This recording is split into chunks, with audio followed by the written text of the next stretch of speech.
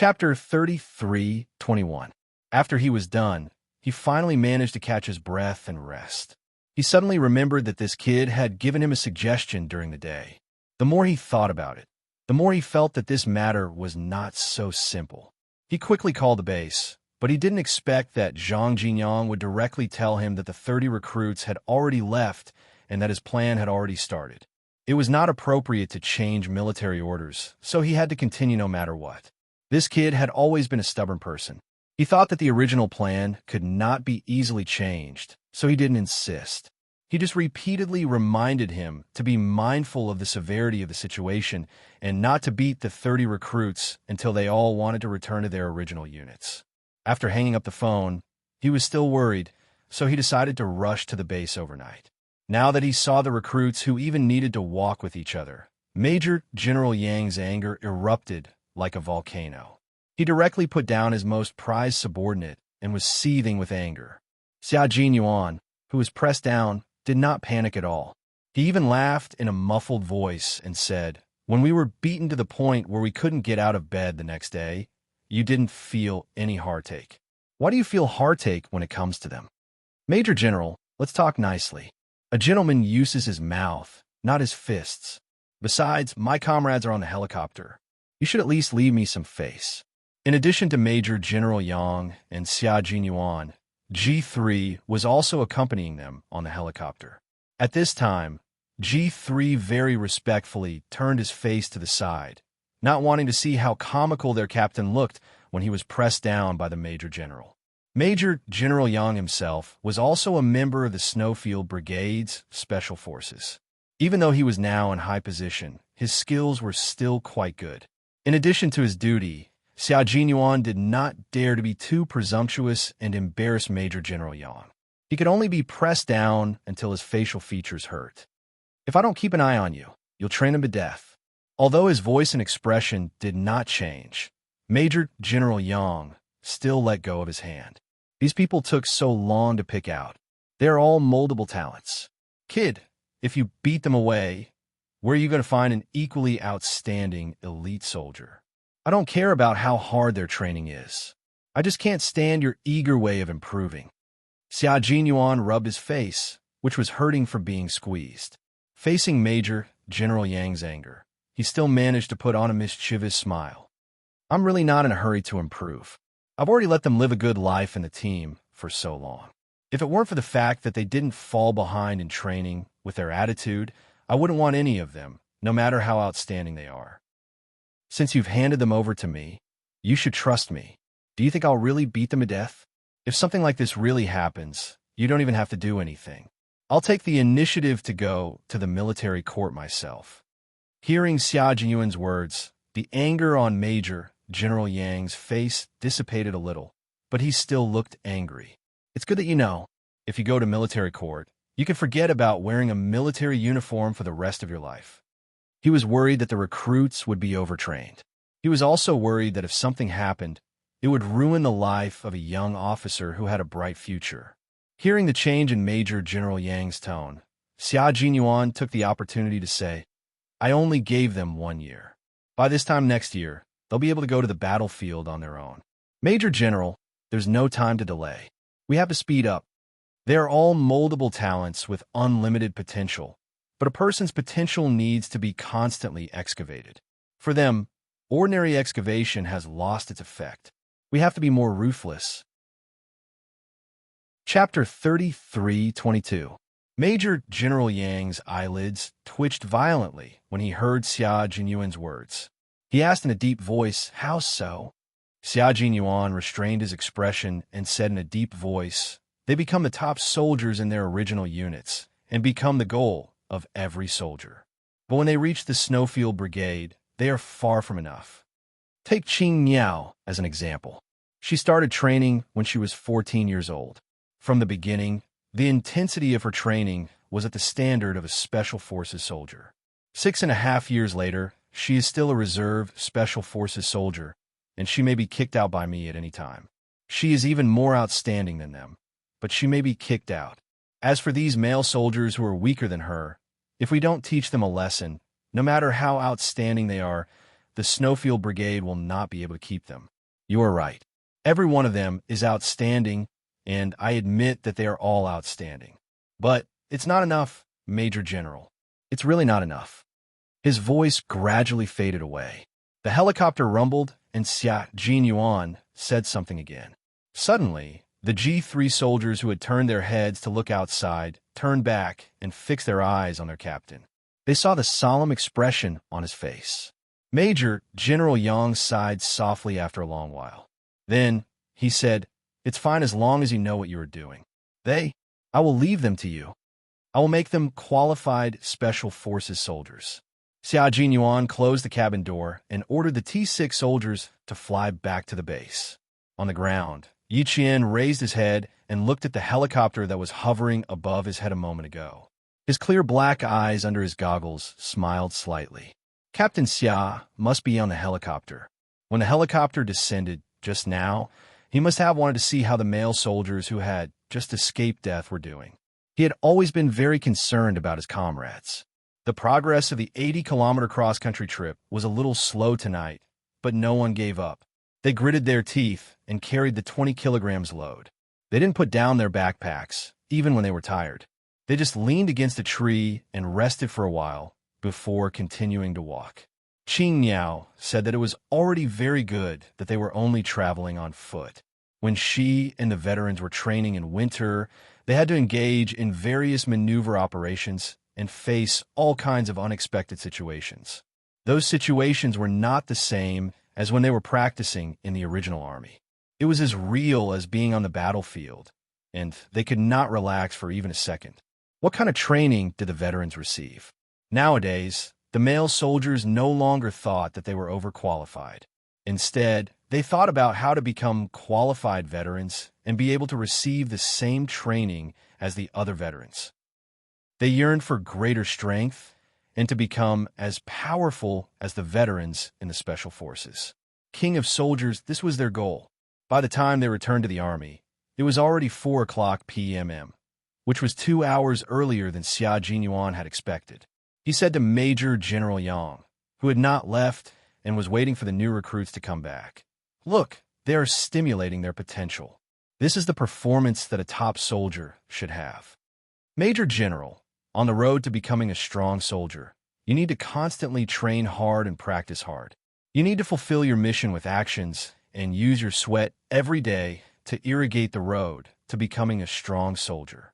Only in this way can you never forget your original intention and always move forward courageously. I hope that one day, the Snowfield Brigade can become the world's top special forces. I hope that this day will be achieved by the joint efforts of our comrades. Chapter 33:23. As Xia Jinyuan's deep voice became increasingly cold, Major General Yang was completely captivated by his words. I have to remove all traces of the original unit from their bodies.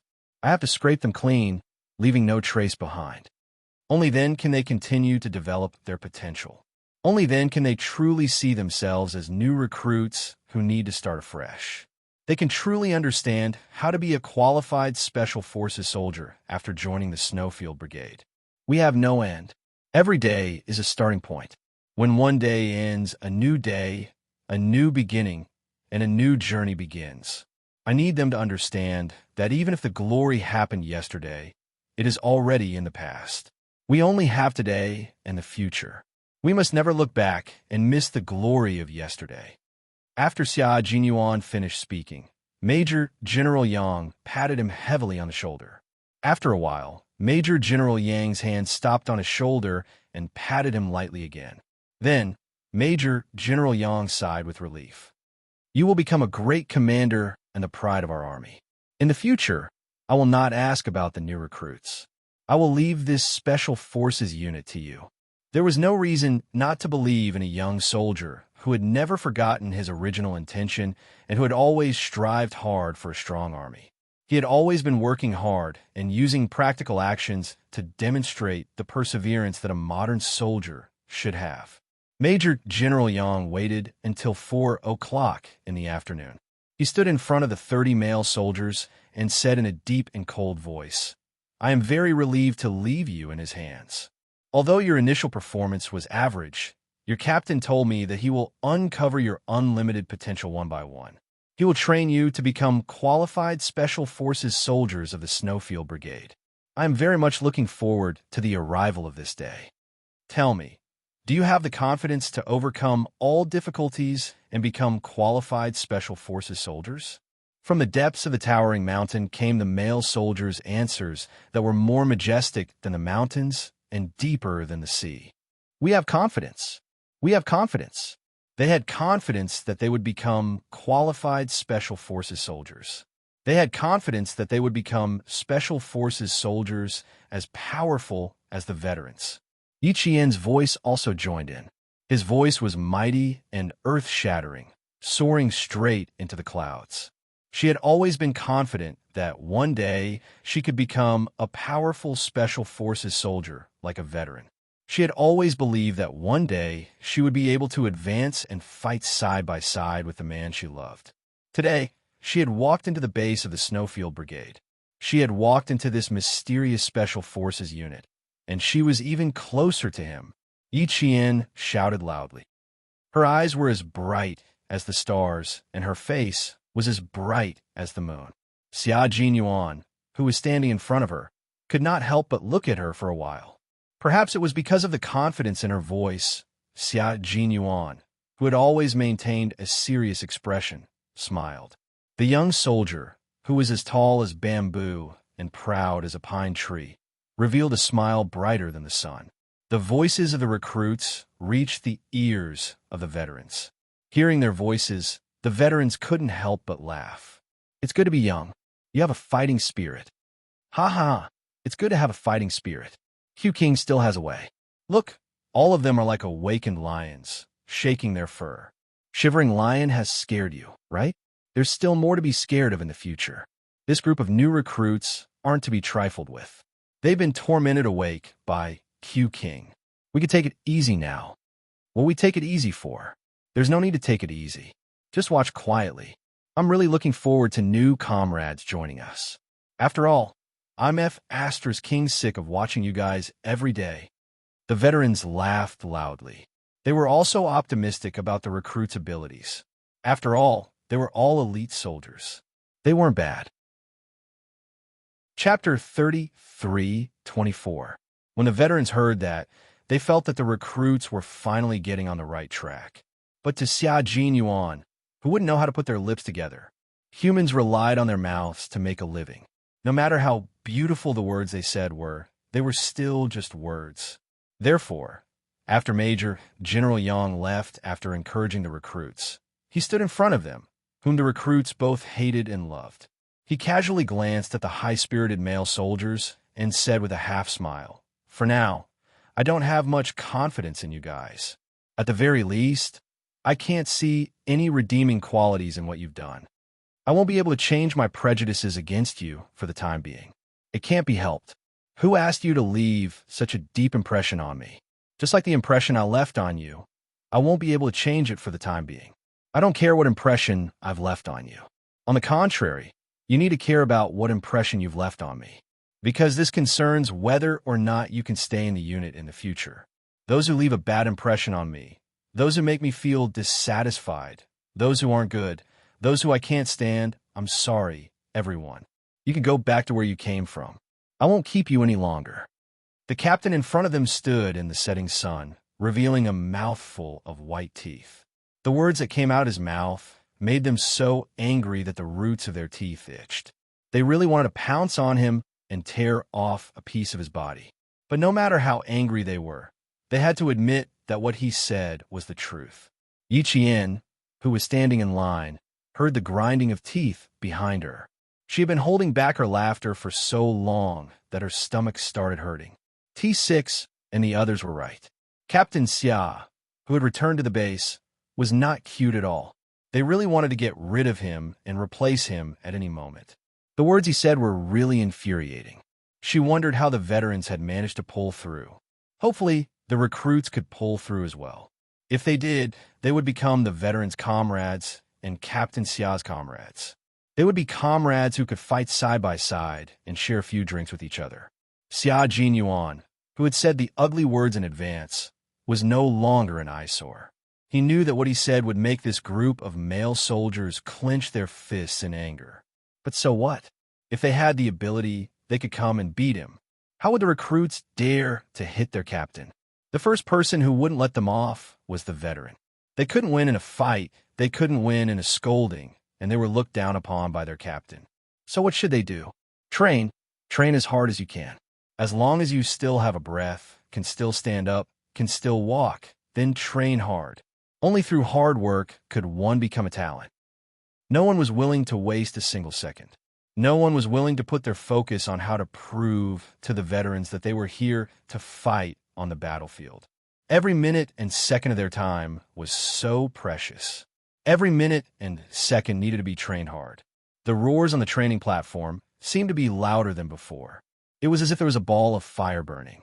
This ball of fire would boil the blood in the body until the whole body was filled with majestic power, even if it was burned to ashes. G3 looked at Xia Jinyuan, who had fallen silent after walking out of the recruit's line of sight. He pursed his lips slightly and said in a low voice, "They'll understand your intentions. They'll definitely understand." Xia Jinyuan stood motionless like a statue. His eyes were dark as he looked at the mountains shrouded in the setting sun. The snowy landscape was picturesque, and the roars from the training ground were the souls of this picturesque landscape. They were the ones who protected this land with their lives and blood. Without them, no matter how beautiful the landscape was, it would still pale in comparison. Chapter 33:25. Therefore, he hoped that they could all live well and not lie in the cold underground where they could not see the light of day. His soldiers, his people, if they went out with guns, they would be able to come back with guns. It doesn't matter if they understand or not. Even if they don't understand what I want to do, they still have to do it. Xia Jinyuan chuckled softly. His handsome face was dyed in the light golden sunset, and his expression was cold, like the thick ice on the surface of a lake. No one knew what kind of face he had under the thick ice. Hearing this, G3 chuckled. That's right. Although their captain was young, his ability was top-notch.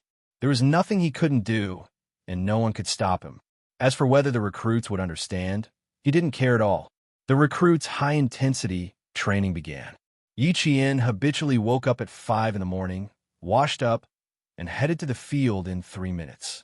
As soon as she walked out of the information building, she saw a tall and slender figure standing in the light of the building. When he saw her walk out, he gazed at her with a warm smile.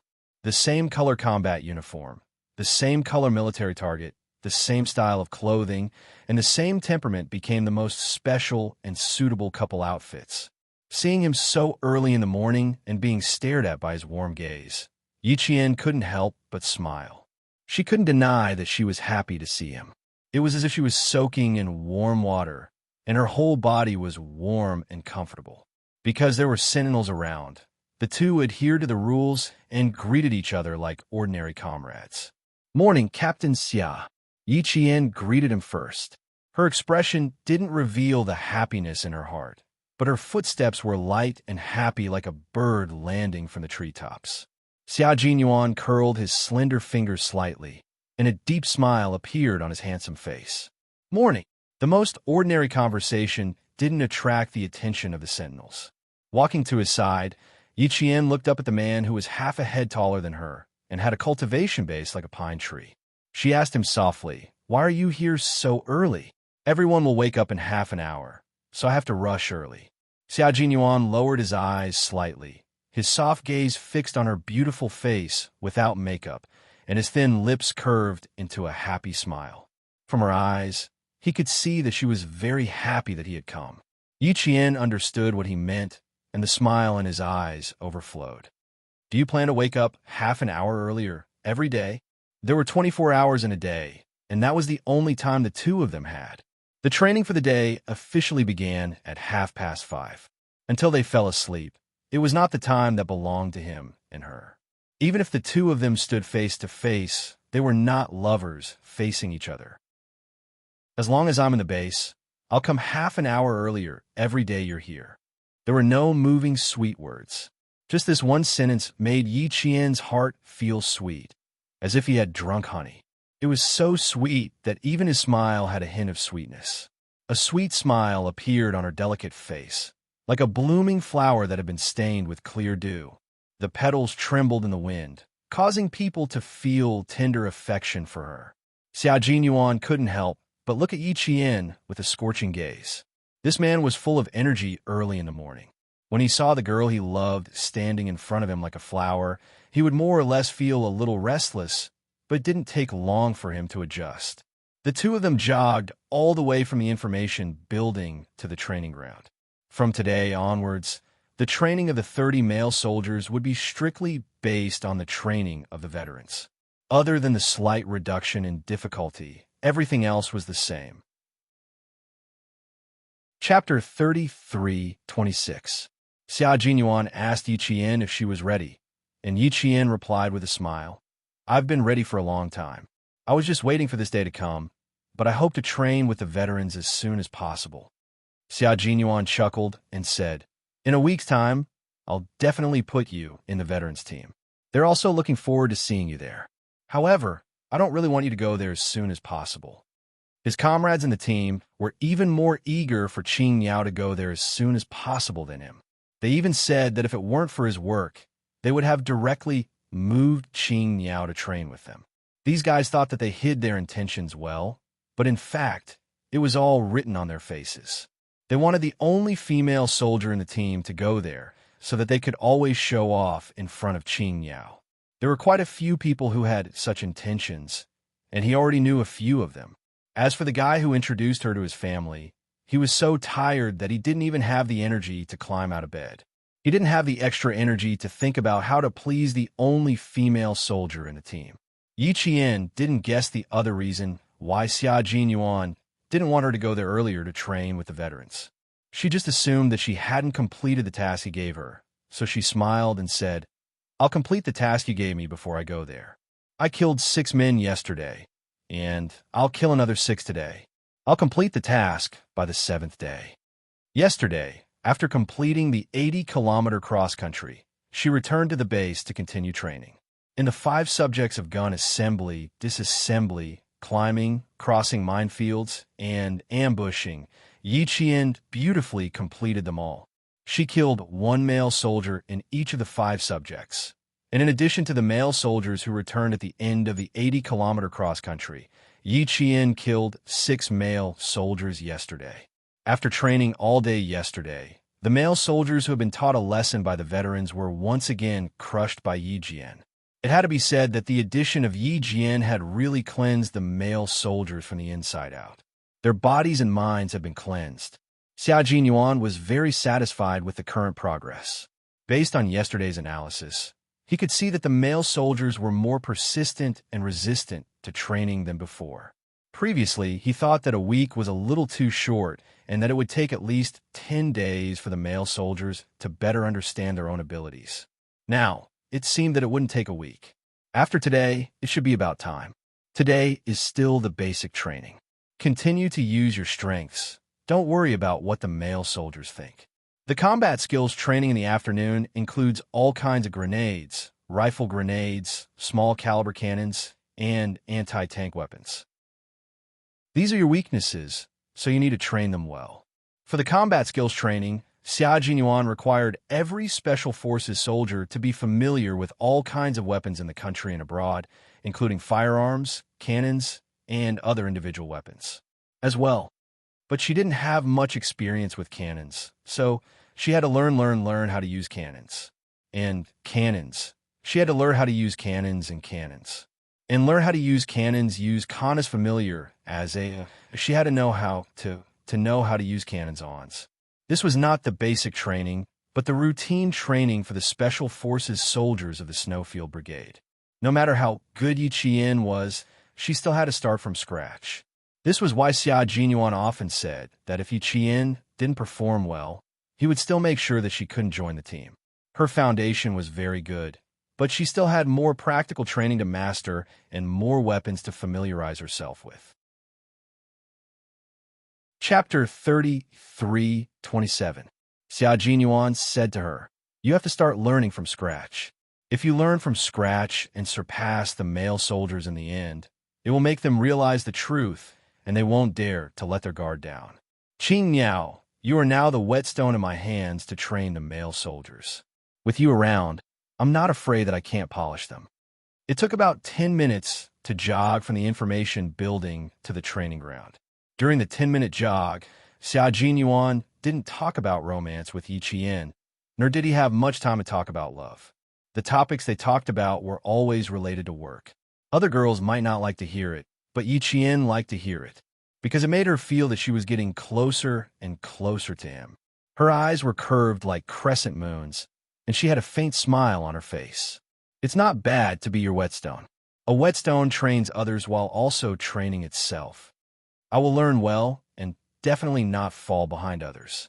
Grandpa Jin told me that a soldier who doesn't want to be a leading soldier is not a good soldier. As for me, I want to be a leading soldier who walks at the front. Yi Qian had no ambition for anything else, but she was very persistent about being a leading soldier. It wasn't obvious when she was in school. After all, her foundation was there, and it was a little unfair for her to win against the students in the same batch. However, it was different when she faced the veterans. They were stronger than her, more capable than her, and more knowledgeable than her. Surpassing them was equivalent to overcoming one obstacle after another. Therefore, as Captain Xia said, she needed to have a little bit of ambition. Her persistence turned into ambition. It sounded pretty good. This was the first time Yi Qian talked about her ambition. In the past, no matter how good her relationship with Xia Jinyuan was, she was extremely reserved and wouldn't easily say what she thought. Now that she suddenly said it, Xia Jinyuan was very happy. He thought back to a few years ago on the snowy highlands, when Yi Qian had fought side by side with him and injured his waist that night. He and Uncle Chun had talked for a long time outside. He had told Uncle Chun that Yi Qian had sealed off her inner self and refused to interact with others. She did not want to interact with too many people, nor did she want to communicate with others. She only adhered to her own principles and minded her own business. She did not want to step out of her own world and only wanted to grow in it. At that time, he had told Uncle Chun that no matter how outstanding Yi Qian was, she would never become an outstanding soldier. So what if a soldier's individual combat ability was strong? A soldier without a sense of teamwork was not qualified. Don't underestimate Yi Qian's sudden talk about her ambition. She was able to speak out her innermost thoughts, which was equivalent to opening the door to her heart and allowing him to walk in completely. It also meant that she was willing to open her heart and communicate with others. This change was not a sudden change, but a change that had accumulated over time. It allowed her to speak loudly with the veterans and allow her to mingle with the recruits. She was no longer alone. Now, he no longer had to worry about whether Yi Qian would become a loner because she was not good with words. From now on, he no longer had to worry. Xia Jinyuan's deep eyes were smiling as he ran. He said with a smile, "1 week is enough for you to get to know the recruits. When you reach my position in the future, they will also believe in you." He had made arrangements step by step, plan by step, and guided her step by step. He had not changed the promise he made to Uncle Jin and Principal Chun over the past few years. It was easy to make a promise, but the important thing was to not change it. Chapter 33:28. And Yi Qian didn't know all of this. She had no idea that the man she was running with in the morning had done a lot of things in order to gain the approval of the two elders. Those things are not visible on the surface. Instead, they flowed slowly, like the spring rain moisturizing things, silently bringing vitality to Yi Qian. This girl, who had been through a lot in her previous life, was like a fish in water in this life. She grew proudly like the spring returning to the earth. She didn't know, but she knew that she couldn't get to where she was today without the guidance of the man beside her. Dian Lacquer looked at him with bright eyes and confidence between her eyebrows. She answered him, "I don't know where I will go in the future. I only hope that no matter where I go, I only need to look up and see you. That's enough for me." He was still in her heart. His existence could support all of her ambitions. Without him, everything would be in vain. It was rare for them to say such words of love. Suddenly, Xia Jinyuan felt his face heat up. Fortunately, it was still dark, so Yi Qian didn't notice his blushing face. Xia Jinyuan, who was caught off guard by the words of love, coughed a few times before saying, "I will always be here. I won't leave you behind." Hearing this, Yi Qian's smile was as bright as the morning sun. His eyes were shining so brightly that Xia Jinyuan couldn't help but feel short of breath. His girlfriend was too beautiful, and he had entered a wolf's den surrounded by wolves. Xia Jinyuan felt a lot of pressure. Fortunately, his girlfriend was simple-minded and didn't think about love at all. In her eyes, other than him, she didn't even care about an outstanding man like Qin Xiao. This gave him some comfort and a sense of security. After accompanying Yi Qian for a few laps, the bugle sounded, signaling the beginning of the day's training. Everyone in the base had to gather within 3 minutes. When Yi Qian and Xia Jinyuan heard the bugle call, the two of them looked at each other and smiled. One of them walked in this direction, while the other walked in the other direction, beginning a new day for each other. When the 30 male soldiers came down, they saw the female soldier Qing Miao with sweat on her head, waiting for their arrival.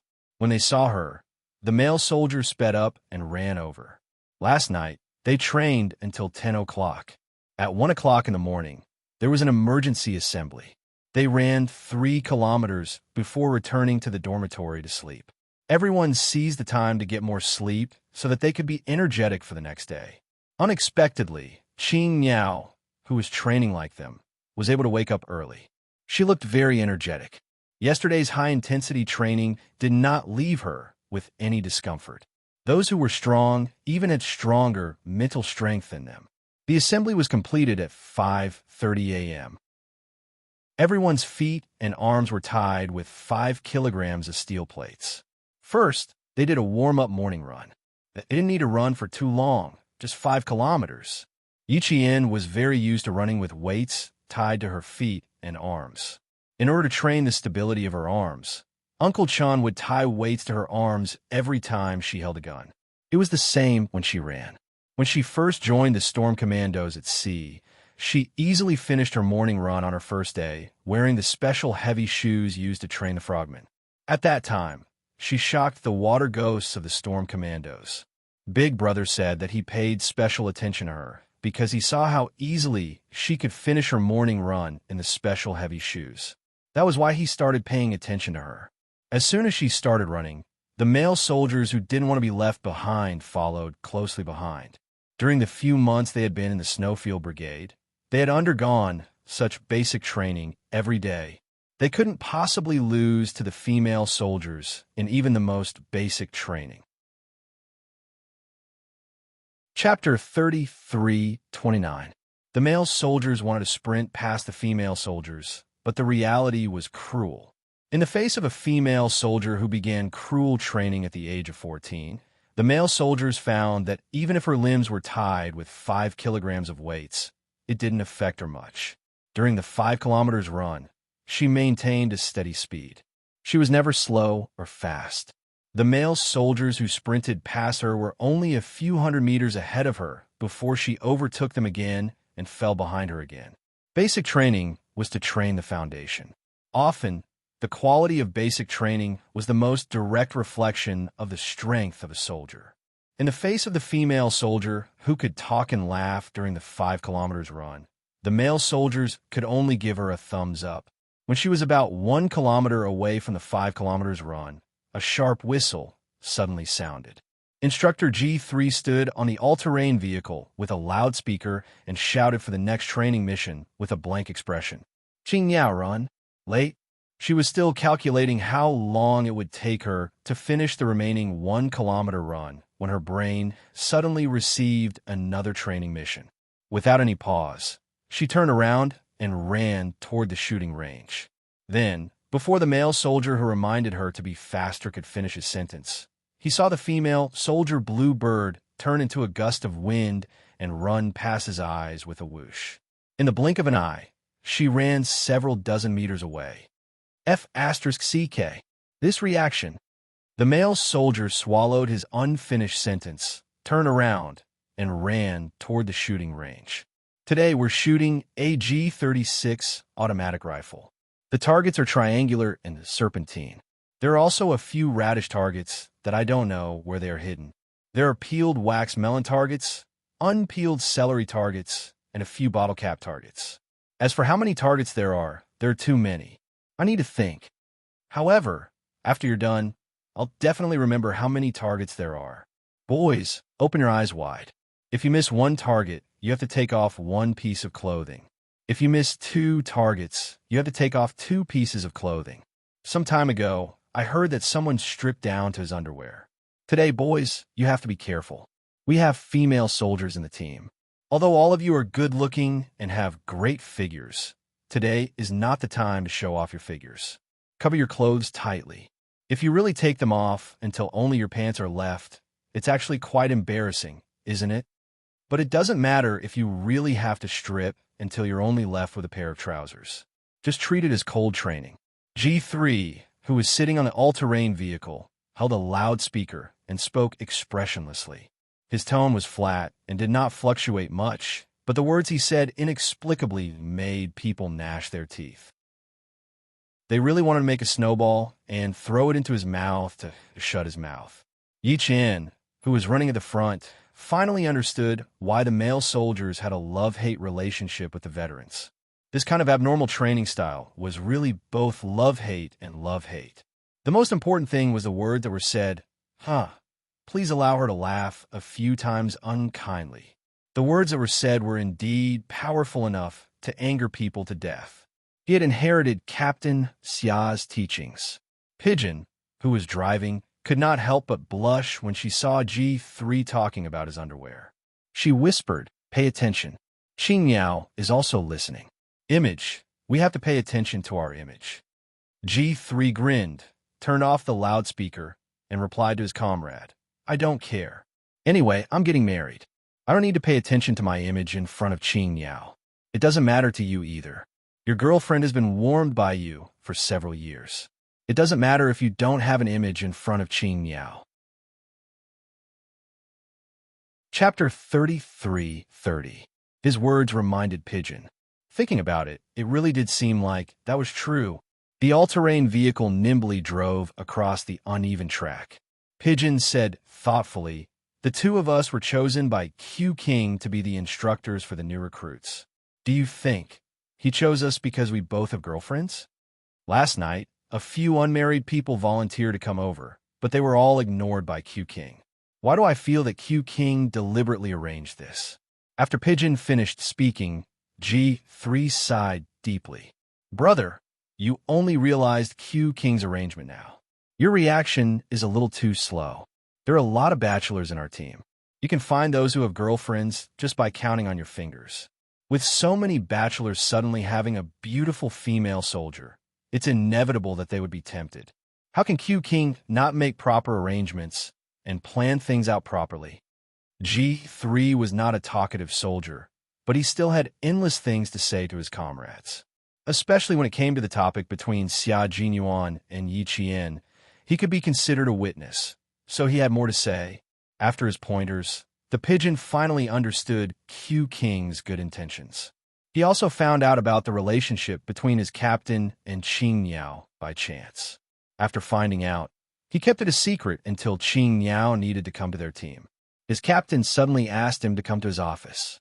G3, K7, T6, V8, and J5, who had not been sacrificed at that time, were also there. They all had a small meeting in his office. What he meant was that after Qing Yao came to the team, he did not have to worry about her being his girlfriend. When she came to the base, Qing Yao's status was no different from his comrades. As the captain, he would not treat her differently. They would still do what they were supposed to do. So far, the captain had indeed treated everyone equally. As for stopping his single comrades from getting close to Qing Yao and preventing further development, he could understand. After all, he had done the same before. Even heroes have a weakness for beauties. Their Q King had fallen into the hands of Qing Yao. It was really worth it. G3 turned on the loudspeaker and began to roar again. "I'm sorry, I forgot to remind you just now. The guns used today are not normal. Previously, a few of us veterans used them and dismantled the G36 automatic rifle out of curiosity. Just in time for you to use it, we didn't have time to reassemble it, so we took out a bunch of parts from the warehouse. Remember to reassemble the guns before you finish your target practice. As soon as he finished speaking, Yi Qian heard from front and back, from left and right, countless angry curses, rising and falling one after another. It was very noisy. As Yi Qian listened to the curses, the corners of his mouth could not help but curl upwards.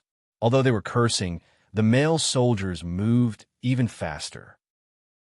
Finally, they reached the shooting range.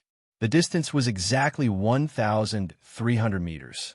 Everyone had completed the 5,000-meter weight-bearing run. There was no time to catch their breath. Everyone quickly searched for the parts of the G36 automatic rifle in the pile of parts and began to assemble it. The G36 automatic rifle was a new model of the German Federal Defense Forces. It was introduced in 1995 and used 5.66 by 45 millimeters NATO standard bullets. Its reputation was far inferior to AK and August, and it had not even been tested in actual combat. However, the beauty of this gun lay in its design. When the seemingly conventional G36 was dismantled and reassembled, one would know that this gun was full of unconventional moves. Even though it had not been tested in actual combat, its excellent technical performance made it one of the world's famous small-caliber guns. Since it was full of unconventional moves, it was naturally more difficult to assemble it. For a moment, the entire shooting range was filled with the sound of parts being assembled. Chapter 33-31. As long as it was made before 1999, Yi Qian had touched all of them. At that time, Uncle Jin was still around. She had spent a lot of time in the army deep in the mountains of Fujian town. She sat alone in the armory filled with famous guns from all over the world. She would enter in the morning and only come out at night. Yi Qian had spent her days with Uncle General. She recognized the gun, touched the gun, recognized the gun, unloaded the gun, and assembled the gun. The G36 automatic rifle was one of the world's famous small-caliber guns. Yi Qian had touched and unloaded it before. From the pile of gun parts, Yi Qian didn't even need to search for them. She just needed to look around, and she could accurately find the parts of the G36. The veterans were really good at messing around. They didn't just disassemble the rifle into a few big parts, they even disassembled the trigger. In other words, other than the barrel, stock, and other big parts in front of them, the rest were all small parts. They had to use their own tools to assemble them. Yi Qian was very fast. She picked up a part and put it aside. She didn't even need to check if it was normal. As long as she picked up a part, she knew it was a part of the G36 automatic rifle. When she was trained by Uncle Jin, she had to touch every small part of the gun hundreds of times. She could quickly assemble a gun with her hands, even if she was blindfolded. At that time, her hands were constantly touching the parts and assembling all kinds of guns. It was to the point that her 10 fingers would often have blood blisters. At night, she had to train with Principal Chun. Year after year, day after day, she was able to reach her current speed. Beside her, a male soldier softly muttered the parts of the G36 automatic rifle. He was able to find every part accurately. It was obvious that he was very familiar with the gun parts. The gun frame guide rod is here. The gun frame is here. Where's the recoil spring? Found it here. Throttle valve washer, throttle valve bolt. Damn, they hid the firing pin here. They must have done it on purpose. Sight bolt, sight spring, sight slide buckle spring, sight station slide buckle, sight station slide buckle, sight gauge. Here's the sight. What's left is the hammer draw, gun stock, lock spring, guide rod, and fixed bolt. All right, that's about it. Ching Miao. They've hidden all the small parts in the corner. Go to the corner and look for them. Just here, when a male soldier found all the parts and was ready to assemble them, he reminded the female soldier standing beside him. As he spoke, he raised his head. The rest of his words were stuck in his throat. There was no need to say it out loud. This was because the female soldier Ching Miao was already assembling the rifle. Her movements were fast and accurate. Her gaze swept across the pile of parts, and she reached out her hand to accurately pick up the next part that needed to be assembled. Her movements were as smooth as flowing water. It was as if this pile of parts had been marked in her heart, and she only needed to follow the mark to take them one by one. Yi Qian didn't even hear what the male soldier said. She was only focused on finding the parts one by one, picking them up, and assembling them again. She was almost like this. The male soldier who wanted to remind her had a cold look on his face. He immediately lowered his head and focused on the parts in his hands. He had found all of them, and he only needed to assemble them. G3 and Pigeon's gaze fell on this male soldier. Pigeon opened the folder in her hand and slowly flipped through a few pages until she found the male soldier's personal information. Chapter 33-32. Not bad. They had also won awards. They had won first place in a gun competition held by the foreign military. They were familiar with all kinds of guns and ammunition and could use them skillfully. Major General Yang said that these soldiers couldn't be reduced anymore.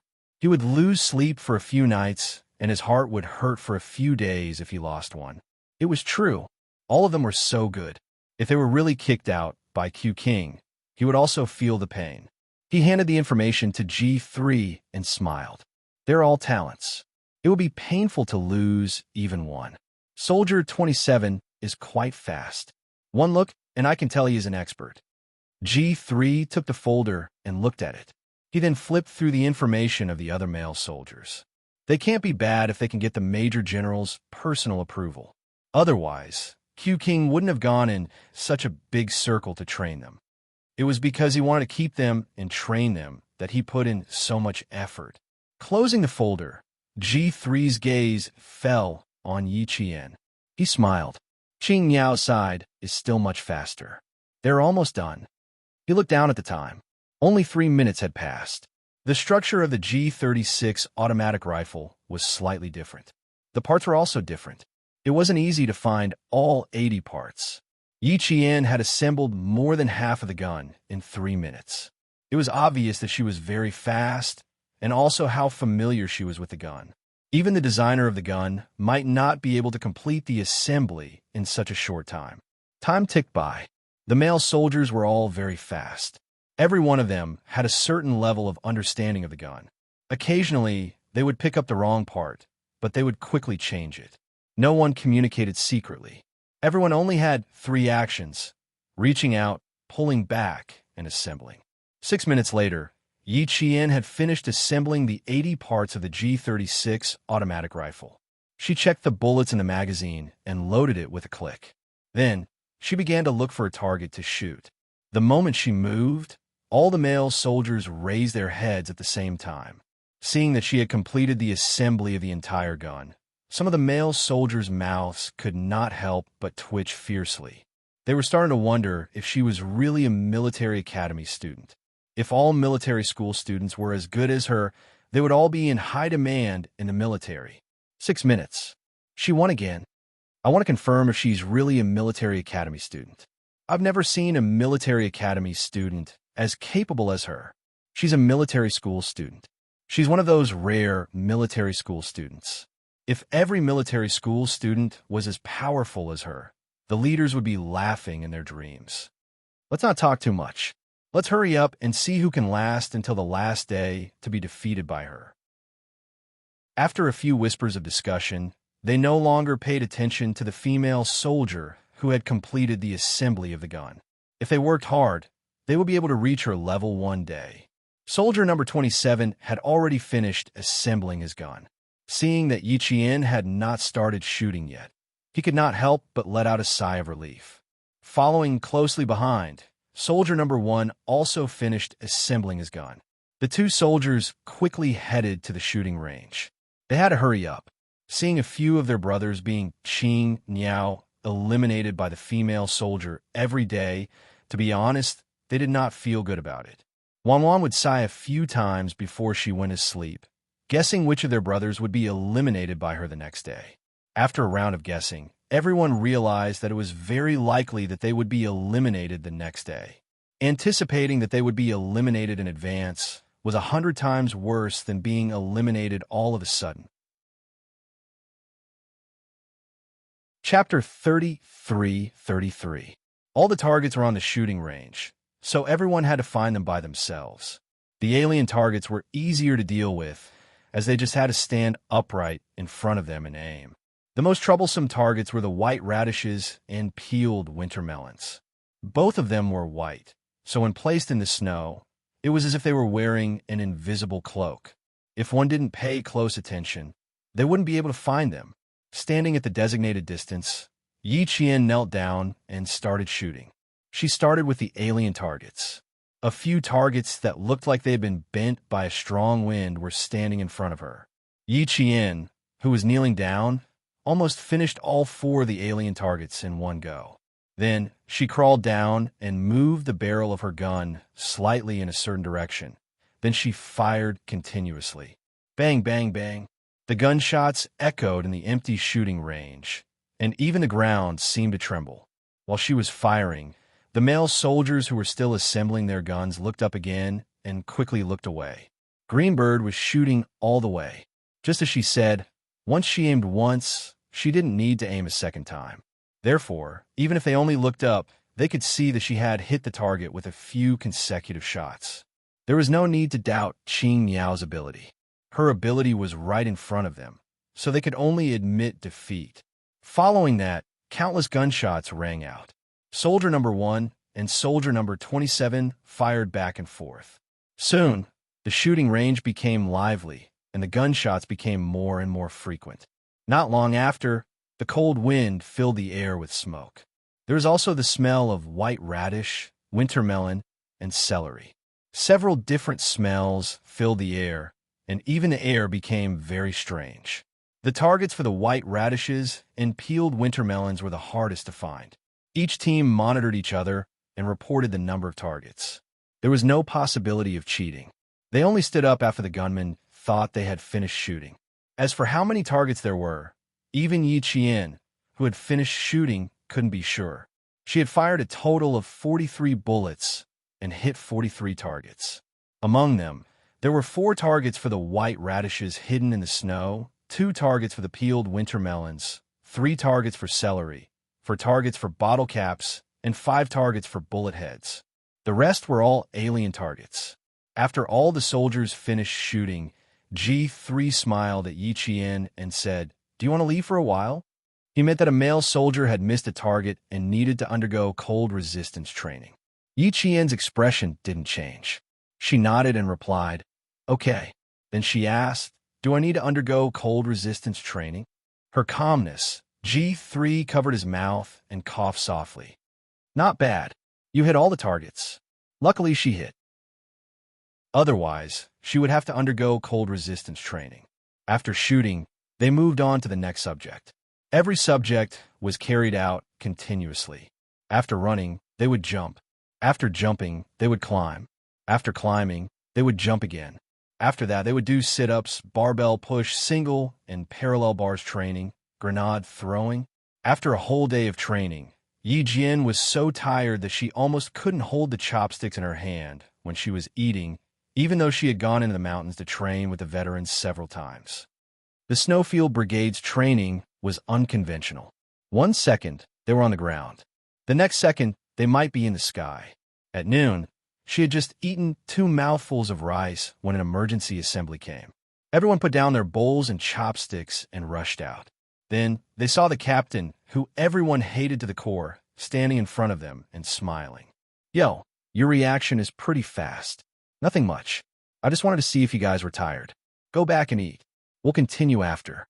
In that second, Yi Qian completely understood why the male soldiers loved and hated Captain Xia. Even she wanted to punch him in the face. Chapter 33-34. Xia Jinyuan was really bad. His training methods and content were full of tricks. Although he had set the training subjects for each day, the truth was that the training subjects on the chart were just for show. As for whether the training would be carried out according to the training subjects on the chart, it was all up to the captain, Xia Jinyuan. He was flexible and demanding, and sometimes unreasonable. It was no wonder that the male soldiers would get a little emotional whenever he was mentioned. However, those emotions could be completely ignored. This was because no matter how much trouble Xia Jinyuan caused, the male soldiers still felt a sense of novelty that they had never experienced before. This was something they had never experienced in their original unit and had never accepted a challenge like this before. As such, even if they were a little emotional, it would only last for a short while. As the training unfolded, everyone was fully immersed in the training. So how could they have time to be emotional? Since so many things could happen during lunch, Yi Qian did not expect them to behave properly in the future. As expected, the training in the afternoon became even more bizarre. There were also more and more traps. While they were training, the veterans would suddenly appear and take away the weapons they were using. Their movements were so fast that several of the male soldiers did not even have time to react. They stared at the veterans who had taken away their weapons with their eyes wide open, as if saying, "Don't fucking care about your own life. Don't drag me down with you." Yi Qian understood Xia Jinyuan well and knew how strange and unpredictable his training was. When the T6 combatant suddenly appeared behind her and snatched the mortar shell from her hands, her brain reacted in unison with her fists, and her fist went straight for the T6 combatant's body. Soldiers and guns were the same. Similarly, soldiers and weapons were the same. If even the weapons in their hands were taken away by someone else, how could they hope to defend their position? She only thought that the weapons in her hands could not be taken away. Other than that, she did not have any other thoughts. Meanwhile, the male soldiers who did not react in time when their weapons were suddenly snatched away were in trouble. They had to carry the mortar shells and squat as punishment while scolding themselves. As for how they were scolding themselves, well, let's not talk about it. In short, they were afraid of embarrassing themselves when they were scolding themselves earlier, so their voices were extremely soft. Xia Jinyuan kicked them and scolded. You can't even protect your own weapons, and you're still afraid of embarrassing yourself? Take out the decibel meter. If you don't shout at the top of your lungs, you'll have to carry the shells for the rest of the day. He really did use the decibel meter. Xia Jinyuan only put it away after the male soldiers shouted at the top of their lungs. As they scolded themselves, they went all out and scolded themselves until their faces and ears turned red. Because of this, Yi Jian suspected that the reason why the veterans were so thick-skinned was because they had scolded themselves to be thick-skinned. The T6 combatant who did not manage to snatch the artillery shell chuckled at Yi Jian and said softly, "King Q is like a different person during training. Don't be afraid. As long as you don't make any mistakes and react fast enough, you won't get scolded."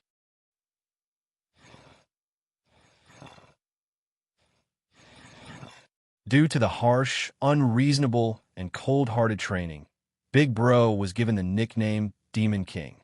As for Captain Xia, who was strange and ever-changing during training, his nickname could be called Pervert.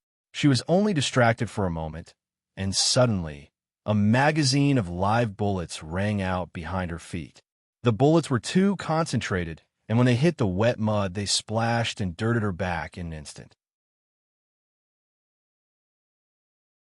Chapter 33-35. Yi Qian didn't even dare to look back. She hugged the mortar in her hands and ran forward. She had to run. She was shooting live bullets. She didn't want to be a live bullet target.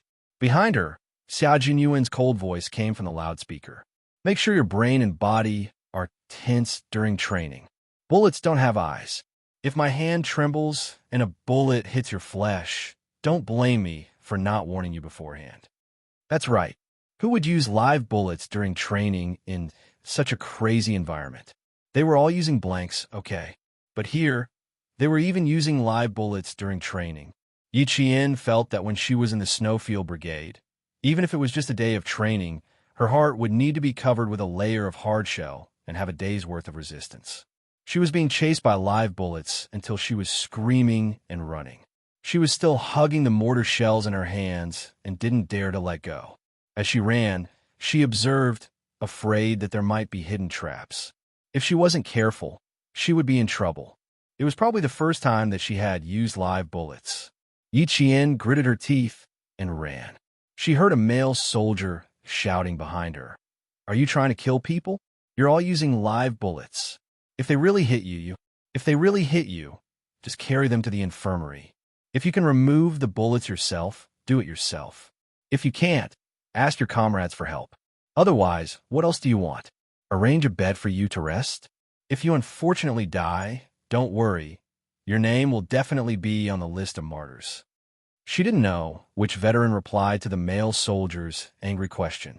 Just like Xia Jinyuan, his words were so infuriating that it made her liver hurt. But they were speaking the truth. If they could remove the bullets themselves, the Snowfield Brigade soldiers would indeed remove the bullets themselves. They didn't need others to do it for them. This was one of the things that Yi Qian admired the most about them. A small caliber bullet wouldn't cause a large wound, but if it got stuck in the flesh, it would cause the whole body to spasm. If it wasn't removed in time, the wound would become inflamed and suppurated.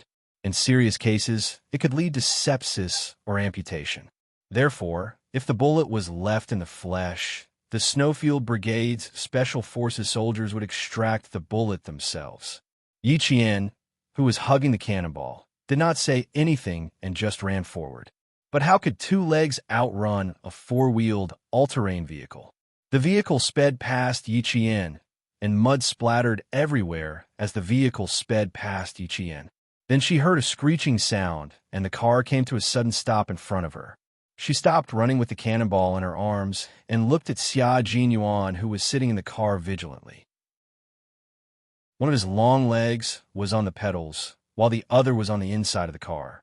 His posture was domineering and handsome, and his face with the goggles was so handsome that women would want to take a few more glances at him, but they would be too shy to look at him any longer.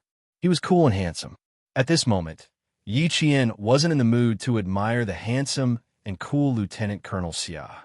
She only saw that his thin lips were pursed so tightly that they formed a straight line. His chiseled jaw was also tense. One look, and she could tell that he was in a bad mood. Yi Qian couldn't help but swallow. "Do you feel good after defeating a few male soldiers every day for the past few days?" Xia Jinyuan, who was in a bad mood, didn't lose his temper. Instead, he asked Yi Qian with a half-smile, "Do you feel that they're all rookies and that you could defeat them with just a flick of your finger?" No. Adhering to the principle that the more she said, the more mistakes she made, Yi Qian used the most concise words to answer the man who was in a bad mood. She was a soldier, and no matter how close they were, she still respected him from the bottom of her heart. Chapter 33-36. The feeling of being targeted by him was very bad. It was as if a storm was coming, and she was about to be scolded to pieces. Yi Qian's back stiffened. Xia Jinyuan, who was sitting in the car, heard her words and curled his lips slightly.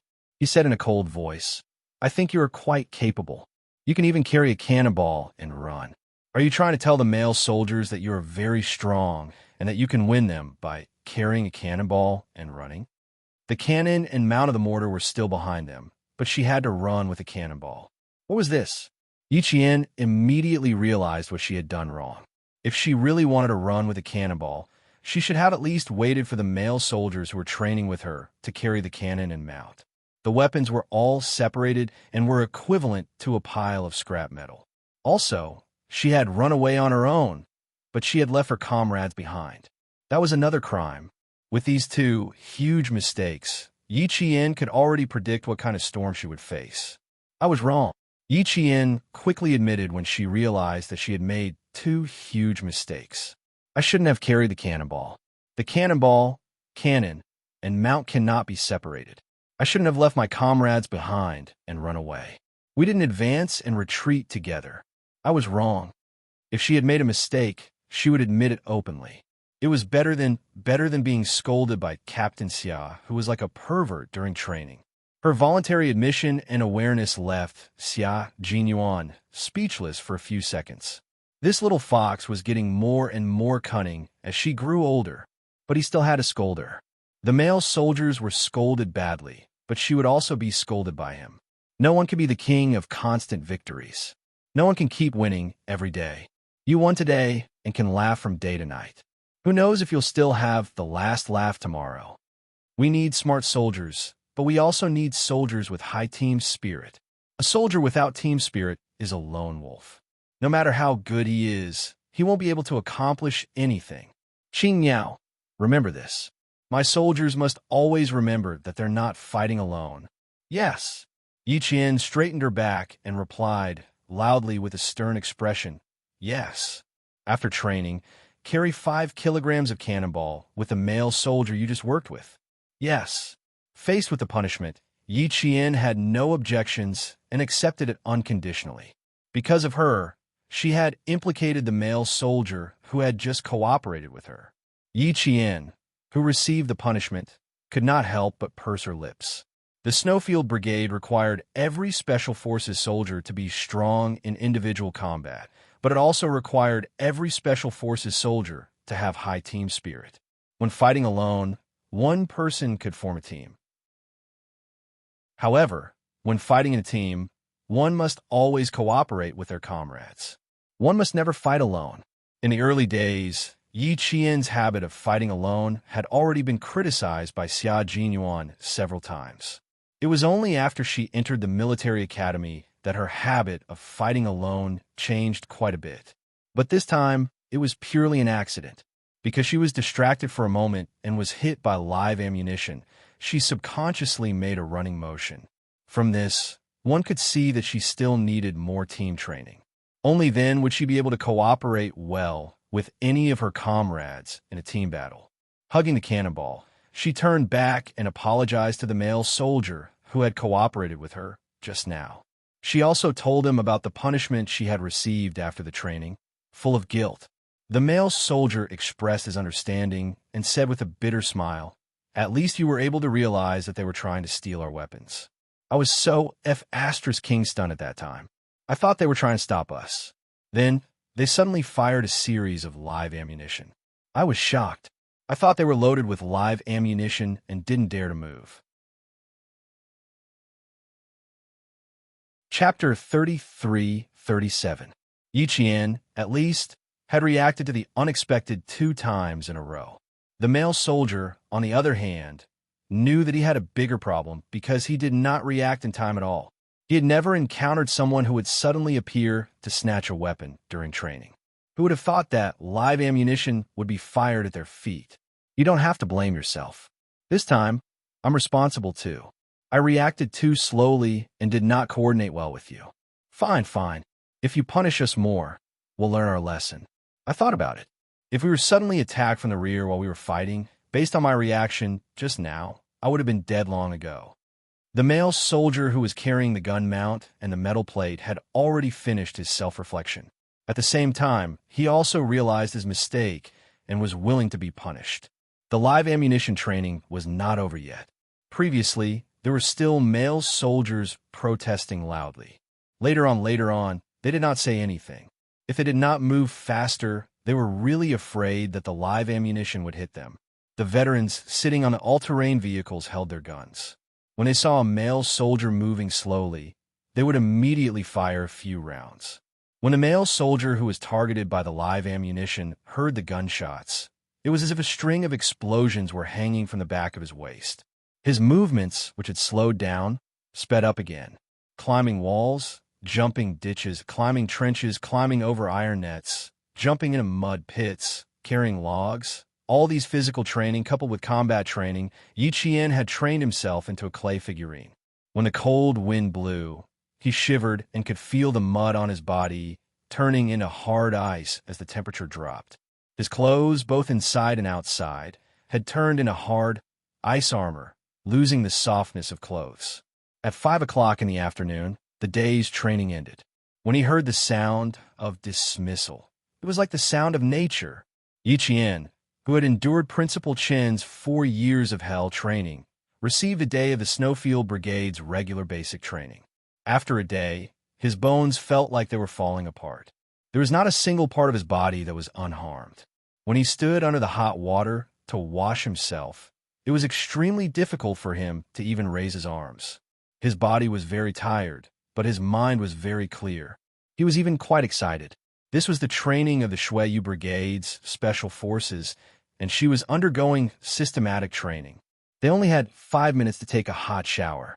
Yi Qian quickly finished his shower and changed into a dry combat uniform. He gathered at the cafeteria as the whistle sounded. 5:30 p.m. was the team's meal time, and it was only 10 minutes. After dinner, there was a 20-minute break. At 6 o'clock p.m. sharp, everyone went to the information building to study theoretical combat knowledge. The special forces of each country carried out special missions, so they were bound to know much more than ordinary soldiers. The combat skills training could also be divided into technical training.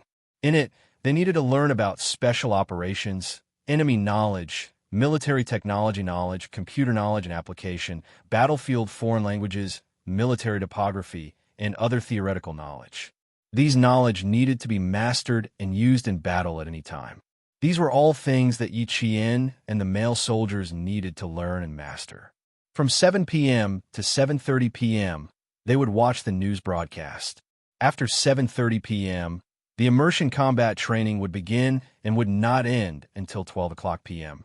Not only did Yi Qian have to study, but she also had to remember that she needed to beat 5 to 6 male soldiers every day. Therefore, she had to grit her teeth and strive to be the best in every subject training. She definitely could not fall behind. She worked hard, and the male soldiers also worked hard. Yi Jian spent a week of systematic training while chasing after each other. After a week, it was time to announce the results. The male soldiers were nervous, and so was Yi Qian. Chapter 33-38.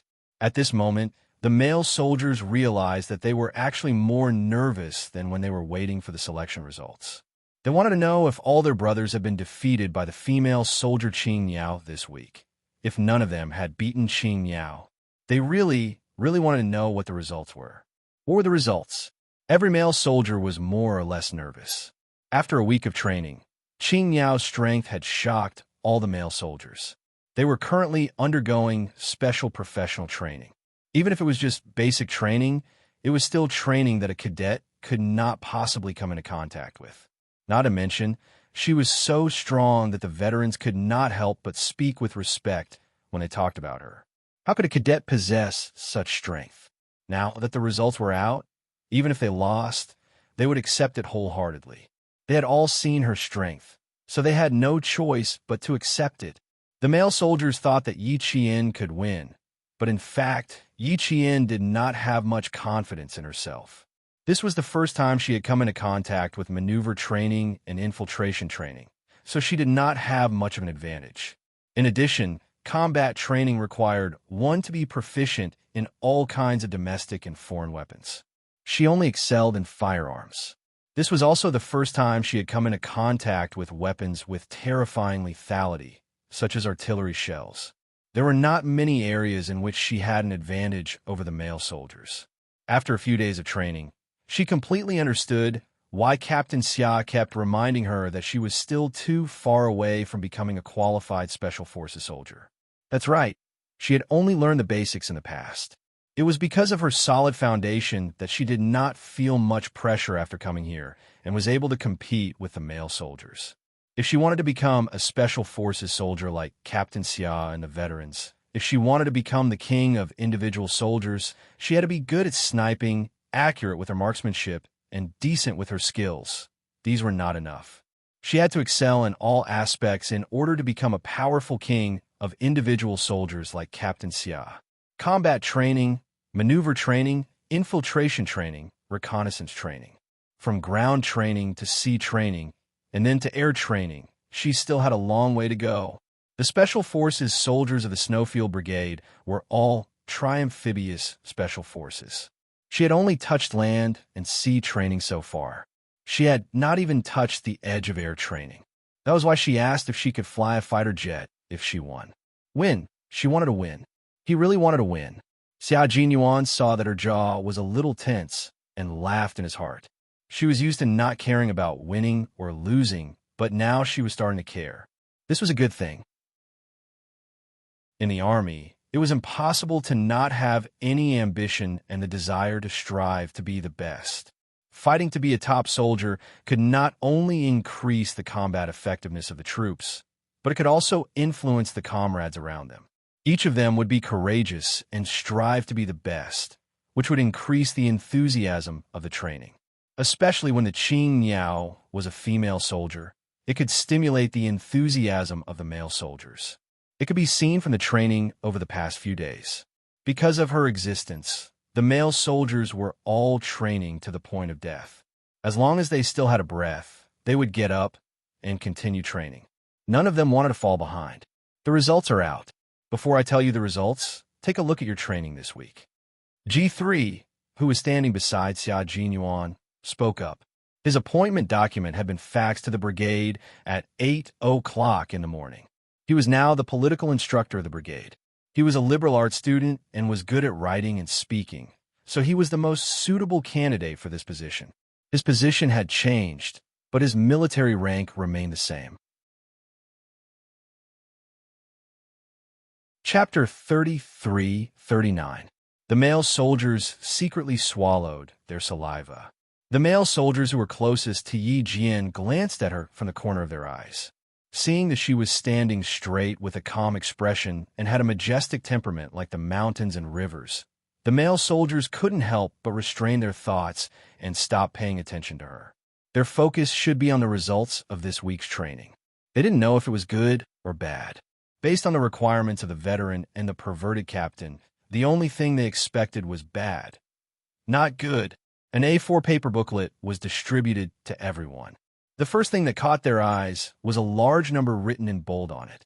This was their numerical code. It was bold, large, and bold. It was so conspicuous that it made people's eyelids twitch for no reason. Take a good look at this week's results. Write a summary report for me later. Also, write down the shortcomings of your two comrades under your code name. Xia Jinyuan said lazily. It was hard to tell if his expression was good or bad. Judging from his tone, it seemed okay. However, there was something wrong with his eyes. It was unclear if it was because of the weather. The weather today was not as good as a few days ago. It was extremely gloomy and the temperature had dropped significantly. Standing in the cold wind, it was bone-chilling. What was even more chilling was the booklet in their hands. It was thick and heavy. It included a 24-hour observation record and results record, even when they were asleep. Flipping to the first page, it was a day's training progress. There was even an 80-kilometer cross-country run. What was the fastest speed? What was the slowest speed? How many times did they rest? How many accidents happened during the run? It was all recorded. There was even a record of their sleep. Everyone felt their scalps go numb. Yi Qian felt the same. He saw that her sleep on the first day was good. She turned over 3 times, didn't dream, didn't grind her teeth, and didn't spasm in her limbs. All of it was recorded. She clearly didn't feel like she was being monitored when she was sleeping. Then how did the data in the booklet get to her? Yi Qian, who was new to this field, felt a chill down his spine because of the invisible monitoring. It was understandable that someone was watching them during training. However, they were being watched even when they were sleeping. Furthermore, none of them noticed. It was a very, very bad feeling. No one liked having a pair of eyes silently staring at them in the dark, recording their every move and every word clearly. This was a monitoring of their health and their ability to withstand stress. Even the veterans had it.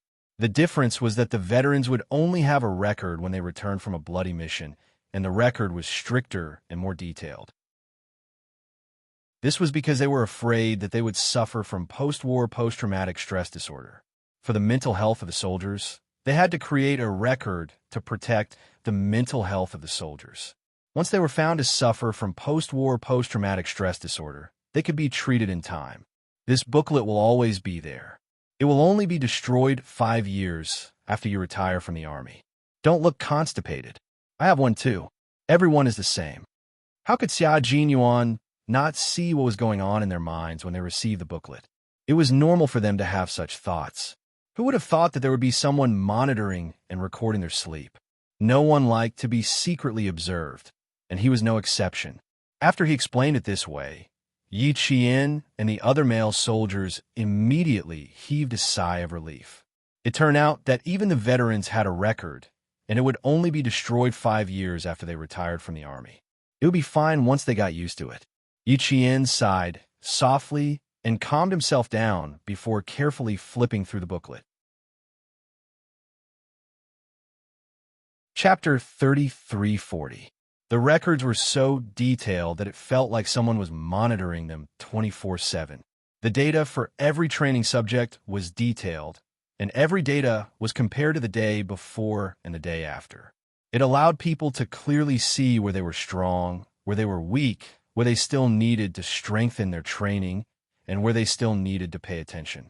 It was so clear that it was shocking. It was as if someone knew you better than you did. It was a chilling feeling. Through the data analysis, Yi Qian saw her weakness. At the same time, there was also a data reference and comparison value. The data reference was the best results for the subject, and the comparison value was the average of the entire team. If the average was lower than the average, it meant she was weak, and if the average was higher than the average, it meant she passed. After a few days of training, Yi Qian knew who was weak and who was strong. Looking at the data comparison and analysis, it was almost the same as what she had expected. She still had too many subjects to strengthen her training. When she returned to school, she would first have to understand all kinds of weapons. It would be easier to use them with half the effort. Her proficiency with various weapons was currently Yi Qian's weakness.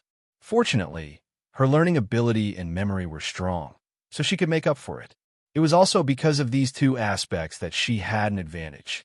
Looking at the data analysis, Yi Qian, who realized her weakness, gradually became serious. The entire field was so quiet that only the sound of paper flipping could be heard. Perhaps they were shocked by the detailed data in the record book, but everyone couldn't help but breathe softly, as if they were afraid of making too much noise and provoking their captain's wrath. 10 minutes later, G3 signaled for each squad leader to take back the record book. It had to be archived and couldn't be placed in their hands, but they could check it on the computer in the information building at any time. Putting away the record book, Xia Jinyuan, who was wearing the Snowfield Brigade's combat uniform, swept his cold and sharp gaze across everyone. His low voice was like a cold wind that turned into a knife, scraping everyone's faces painfully. 11 people passed, and the passing rate is less than half. Elite soldiers, I'm very, very pessimistic about your abilities. Let's not talk about the results for now. Just based on the passing rate, you know who won and who lost. Female soldier Qing Niao happened to be one of the 11 people who passed.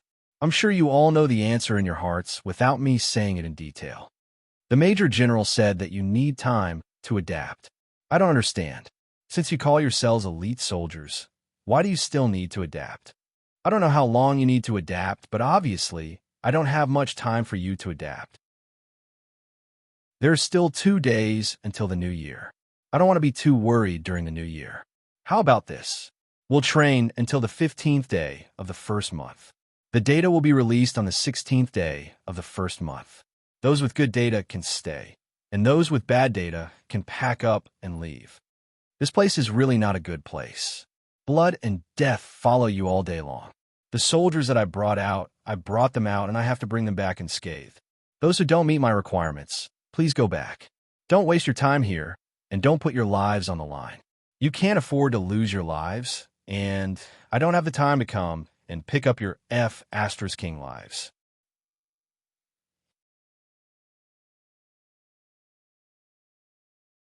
Chapter 3341. He stood in front of them and spoke lazily. His words were always so infuriating, but they were always so realistic. You said that you want to vomit from the training. What about me? I want to vomit when I look at this pile of data. Life is not easy. Let's not hurt each other. We'll see who stays and who leaves on the 16th of January. Of course, if you admit that you can't do it, I can send you away immediately. I'll even send a helicopter to send you away. No questions asked. A place that required strength was not a place where people without strength could stay. If you forced yourself to stay, you would lose your life. If you lost your life, you would lose everything. No one wanted to see this day, especially Xia Jinyuan, who was the captain. The sacrifice was too heavy. Seeing his comrade fall and stop breathing with his own eyes, he felt a heart-wrenching pain. He was so angry that he felt as if the whole world had collapsed. Xia Jinyuan had already lost 2 comrades in the few years he had been in the Snowfield Brigade. He had experienced 2 life-and-death separations. That day, he said to Major General Yang, "Major General, I can't accept another comrade falling in front of me. Therefore, even if I have to bear the infamy, I have to be strict. I won't regret it even if all 30 of them die. You only have 1 life. If you lose it, it's useless even if you regret it until your intestines turn green. If you lose it, then so be it." That kind of pain was too painful. It was as if a piece of flesh was being carved out of his heart. Major General Yang was silent. In the end, he tacitly agreed to his training. Before leaving, he reminded the last selected elite soldiers of the Snowfield Brigade. He hinted that if the captain of the Snowfield Brigade did not want to keep them, no one could persuade him to do so. The male soldiers who had handed in their manuals were collectively silent. They stood quietly and accepted Xia Jinyuan's harsh and realistic criticism. Every training session and every data analysis was a huge blow to them.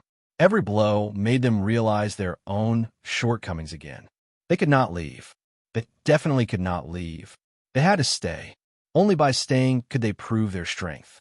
Only by staying could they wash away the shame. The male soldiers' eyes were burning with fire. Their eyes were burning brightly. Every time the boiling blood in their bodies rushed to their hearts, they would let out a cry of unwillingness to admit defeat. Every cell in their bodies was telling them that they absolutely could not leave this place. If they left, it would be a shame that they would never be able to wash away for the rest of their lives. G3 looked at the recruit whose eyes were frighteningly bright after being provoked by Q King's words. The corners of his mouth curled up slightly. Their captain always had a way to stimulate the recruits again and again. He was always able to stimulate their potential time and time again, allowing them to become qualified Special Forces soldiers step by step. Among them, Qin Yao's contributions were undeniable. Without her, as the benchmark and telling the male soldiers that they could not even defeat a military school cadet, there would not be immediate results. It would take at least a month or more to get the results that Q King wanted. Xia Jinyuan met the burning gazes. His handsome face was incomparably calm. He casually pulled out a few manuals from G3's hands. There was a faint contempt in his eyes. 30 recruits. The elite soldiers from the various military districts are not even as good as a military school cadet. Every day, 5 or 6 of you are killed by Qin Yao. In the end, all of you are killed in action. Not a single one of you can come out and compete with Qin Yao. Looks like I'll have to find a transport plane on the 16th of the first month. Otherwise, I won't be able to send all of you out. His contemptuous gaze, sharp words, and merciless criticism were like a net that wrapped around all the male soldiers. If they wanted to break out of the net, they had to prove that they had the strength to stay. They had to accept his contempt and disregard. They had to let him know that they had never thought of leaving. Chapter 33:42. Xia Jinyuan was a pragmatic person. No matter how good a soldier was in the eyes of others, if they didn't meet his requirements, it would be useless no matter how good they were. He would never compromise. In the Snowfield Brigade, there was no compromise, only pragmatism. The 30 male soldiers were destined to have a hard time this spring festival. There were less than 20 days until the 16th of the Lunar New Year. If they didn't work hard, they would definitely be kicked back to their original unit by their captain, who always kept his word. Yi Qian, who had narrowly defeated the 30 male soldiers, didn't train with them anymore. After Xia Jinyuan lectured the 30 male soldiers until their faces turned red and the veins on their foreheads twitched, he asked Yi Qian to leave with him. The male soldiers weren't surprised. They had already said that Qin Yao was here to defeat them.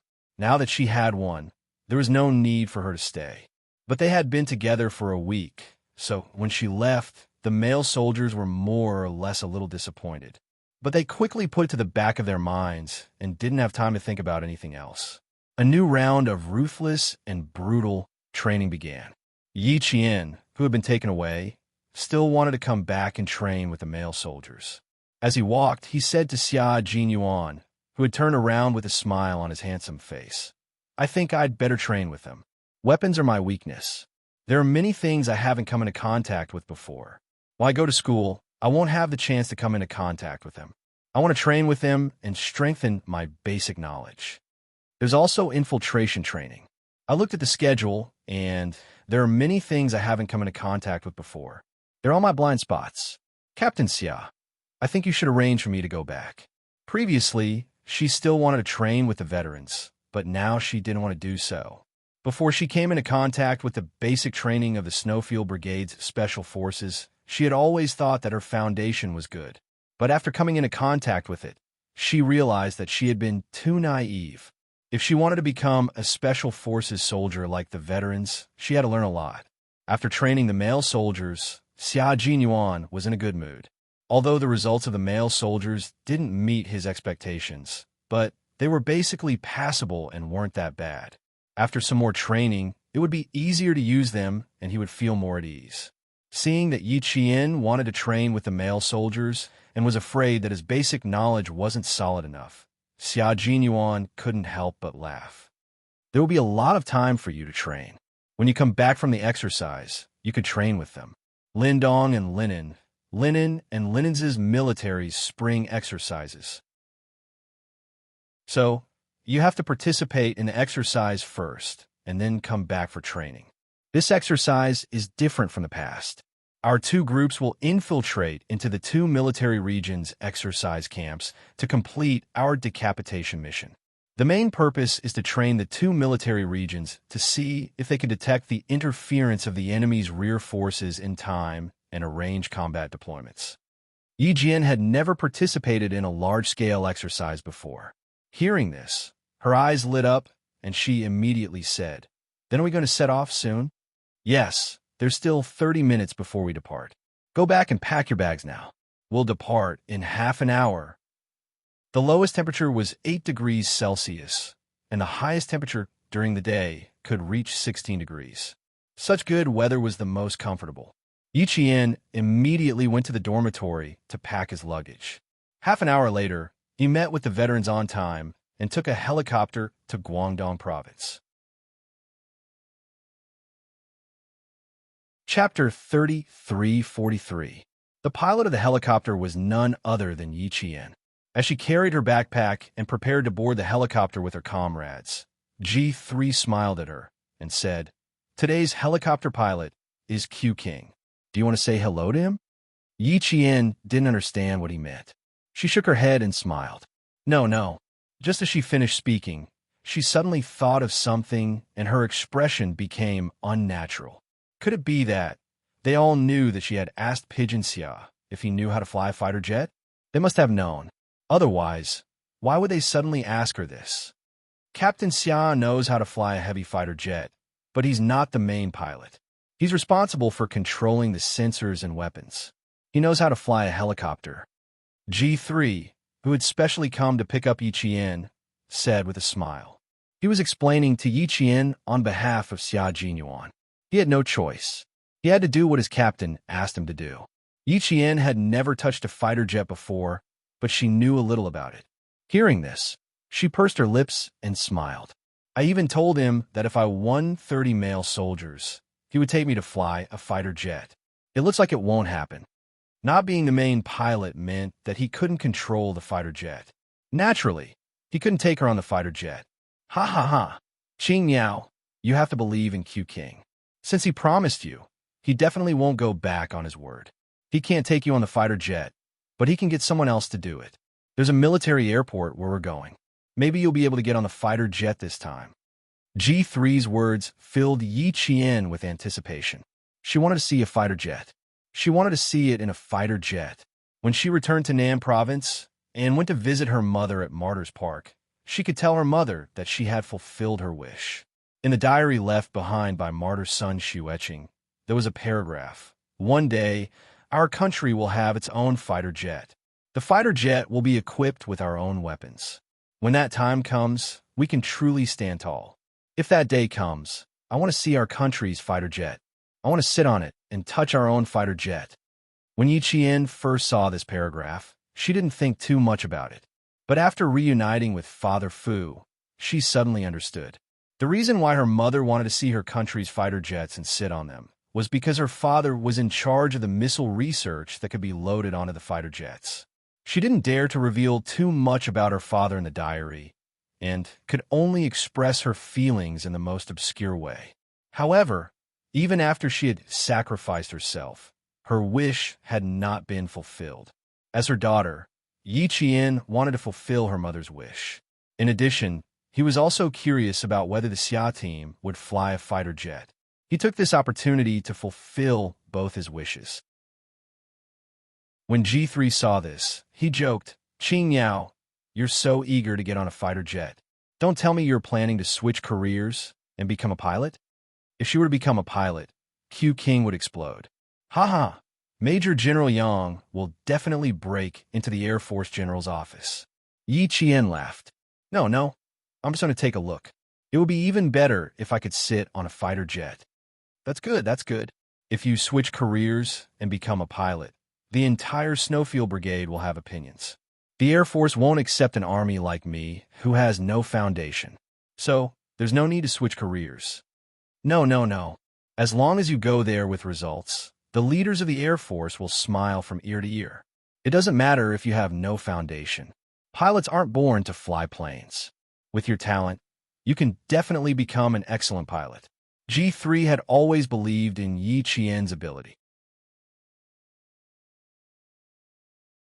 Chapter 3344. Yi Qian was not that confident. Pigeon had made it clear that not everyone could be a pilot, and it was not easy to train an excellent pilot. Therefore, the selection of pilots was also very strict. They could already see the rendezvous point, so they stopped talking. Xia Jinyuan looked at G3, and G3 immediately gave him a hand signal. After Yi Qian returned to the team, G3 whispered to him, "I feel that Qing Yao boarded the plane for another reason. Go back and ask her what happened." "I didn't ask too much." "Another reason?" Xia Jinyuan pursed his lips slightly.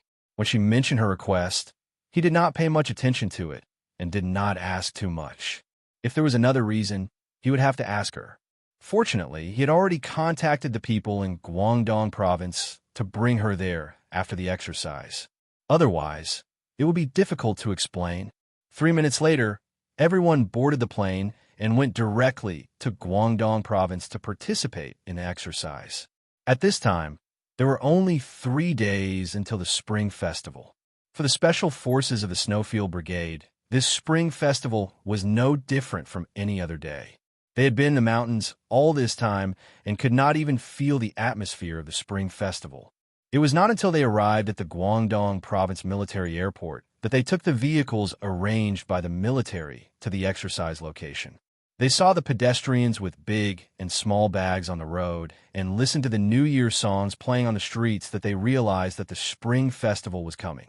At this time, the whole country had entered the Spring Festival rush period. Migrant workers began to return to their hometowns to spend the Spring Festival with their families. The train stations and bus stations were crowded with people. Yi Qian, who was sitting in the car, saw the pedestrians who were in a hurry but with smiles on their faces. She could not help but laugh. After laughing, she sighed softly.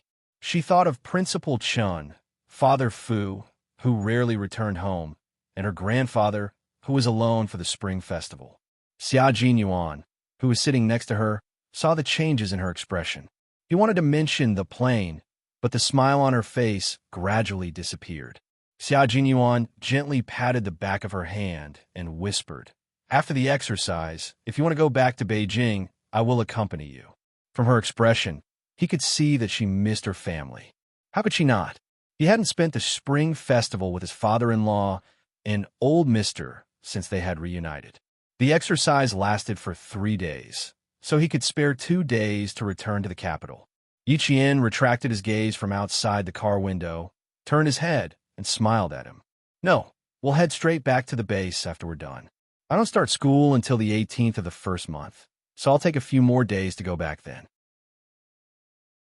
Several of her comrades had originally booked tickets to go home to spend the Spring Festival with their families, but because of this exercise, they were all canceled.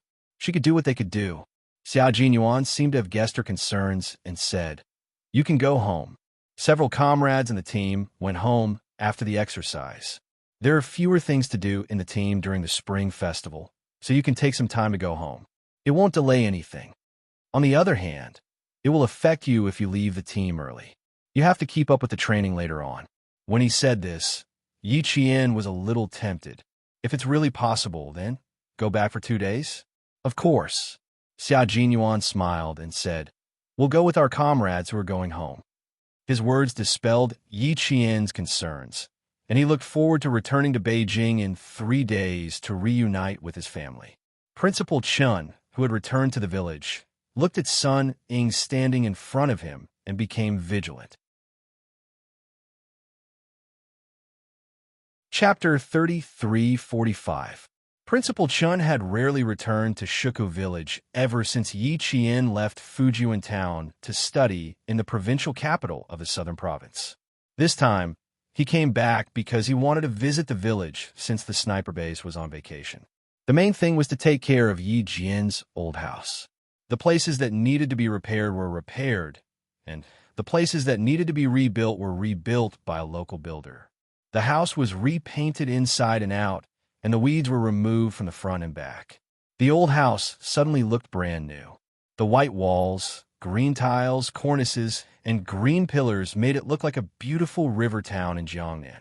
The old house had been uninhabited for a long time, so there was a damp and musty smell in the air. Fortunately, the sun had been shining brightly every day since Principal Chun came back. He opened the house wide, lit sandalwood incense, lit the stove, and invited a builder to repair the house. It was lively and airy. After the builder left, he went to the market to buy a few winter sweet plants and planted them in the house. The old house, which had been uninhabited for a long time, was filled with signs of human habitation. Even though it was an old house, it still felt exceptionally warm. Sun Ying knew that Principal Chun had come back because Xie Sifeng casually mentioned it over the phone. Yi Qian didn't come back to the village, but our town's former Principal Chun came back. He even repaired the old house inside and out for her. I didn't expect that the old house would look so nice after being repaired. She didn't know how Principal Chun had taken care of Yi Qian over the past few years, so she asked curiously, "Principal Chun has already retired for several years. Why would he want to clean up Yi Qian's house? Could it be that Yi Qian sold the foundation of the old house to Principal Chun? Is she really not planning to return to the village? She won't even come back when she's old? She's already sold her old house. She must be really short on money." When she said this, Xie Sifeng's tone was filled with schadenfreude and a hint of disdain. In the countryside, if a family couldn't even keep their old house and foundation and sold it all to someone else, they would be considered a good-for-nothing. If they sold their roots, they would be considered a wastrel and would be criticized behind their backs. Principal Chun and Yi Qian were not related in any way. If he renovated the old house to look like a new, old-fashioned house, it must be because Yi Qian couldn't keep the family business and couldn't make a living. He was so good for nothing that he had to sell his family business to make a living. Humans were inherently evil. They couldn't bear to see someone they looked down on suddenly become more promising and more useful than themselves. They might say that they weren't envious, but in their hearts, they would always think that one day, that person would be unlucky. One day, that person would lead a worse life than themselves. Xie Sifeng looked down on Yi Qian. She had always thought that she was better than Yi Qian. However, when she saw Yi Qian on the day she appeared in court, she felt a deep sense of inferiority. She didn't dare to openly express her feelings like Sun Ying did. She even went against her conscience to stand on Yi Qian's side. However, countless nights, whenever she thought about the past and thought about Yi Qian that day, she would grit her teeth in the dark until her face became distorted. Just like Sun Ying, a person who was clearly inferior to her in every aspect suddenly left her far behind and became the starry sky that she would always have to look up to. How could she be satisfied? How could she be happy? Therefore, when Sun Ying came to her and offered her money, Xie Sifeng only had to put on airs for a few minutes before she pretended to be in a difficult position and agreed to Sun Ying's request. Now that she saw that Principal Chun, who was not related to Yi Qian, was renovating her old house for her. Xie Sifeng immediately thought that Yi Qian must have sold his family business because she urgently needed money. Without money, she couldn't live. Chapter 3346. Xie Sifeng did not expect that she would need to sell her family business just to survive. Xie Sifeng's dark thoughts were greatly satisfied. Therefore, she could not wait to call Sun Ying to tell her, wanting to share this great news with her. Sun Ying could not bear to see Yi Qian living well, so she naturally understood Xie Sifeng's thoughts. Sun Ying did not expose Xie Sifeng's ignorance. She even chatted with Xie Sifeng on the phone about Yi Qian's past, as well as Yi Qian's childhood. Once again, Xie Sifeng's dark thoughts of not wanting to see Yi Qian living well were greatly satisfied. When she hung up the phone, a deep smile was plastered on her sallow face. After Sun Ying hung up the phone, she glanced disdainfully at the receiver and coldly scolded, "Idiot." As a military academy student, would Yi Qian need to sell his ancestral home just to survive? Idiot. No wonder he could not achieve anything his whole life. Military academy students had their own living expenses. They did not need to pay for their own food and clothing.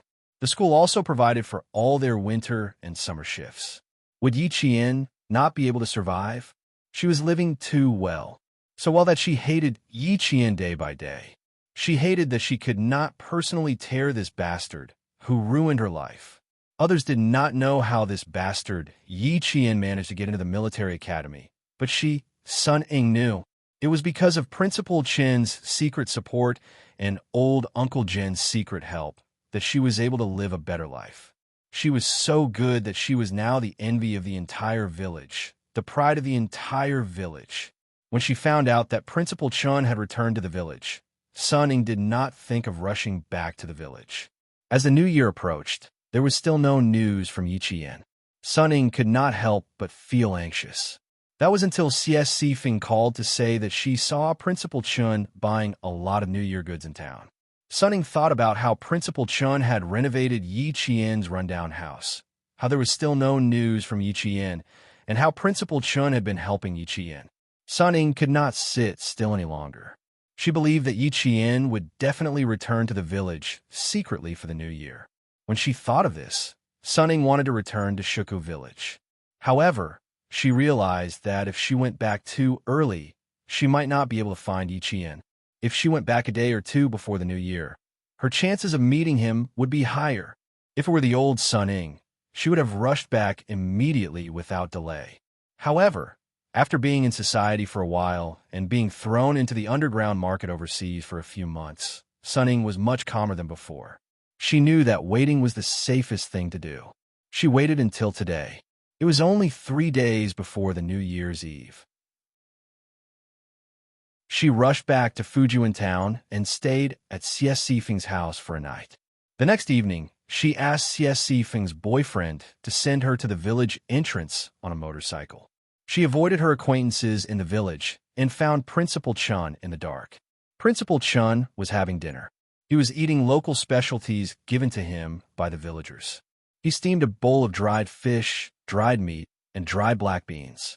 He also stir-fried a Chinese cabbage. It was just enough for one person. Sun Ying did not say anything and knocked on the door.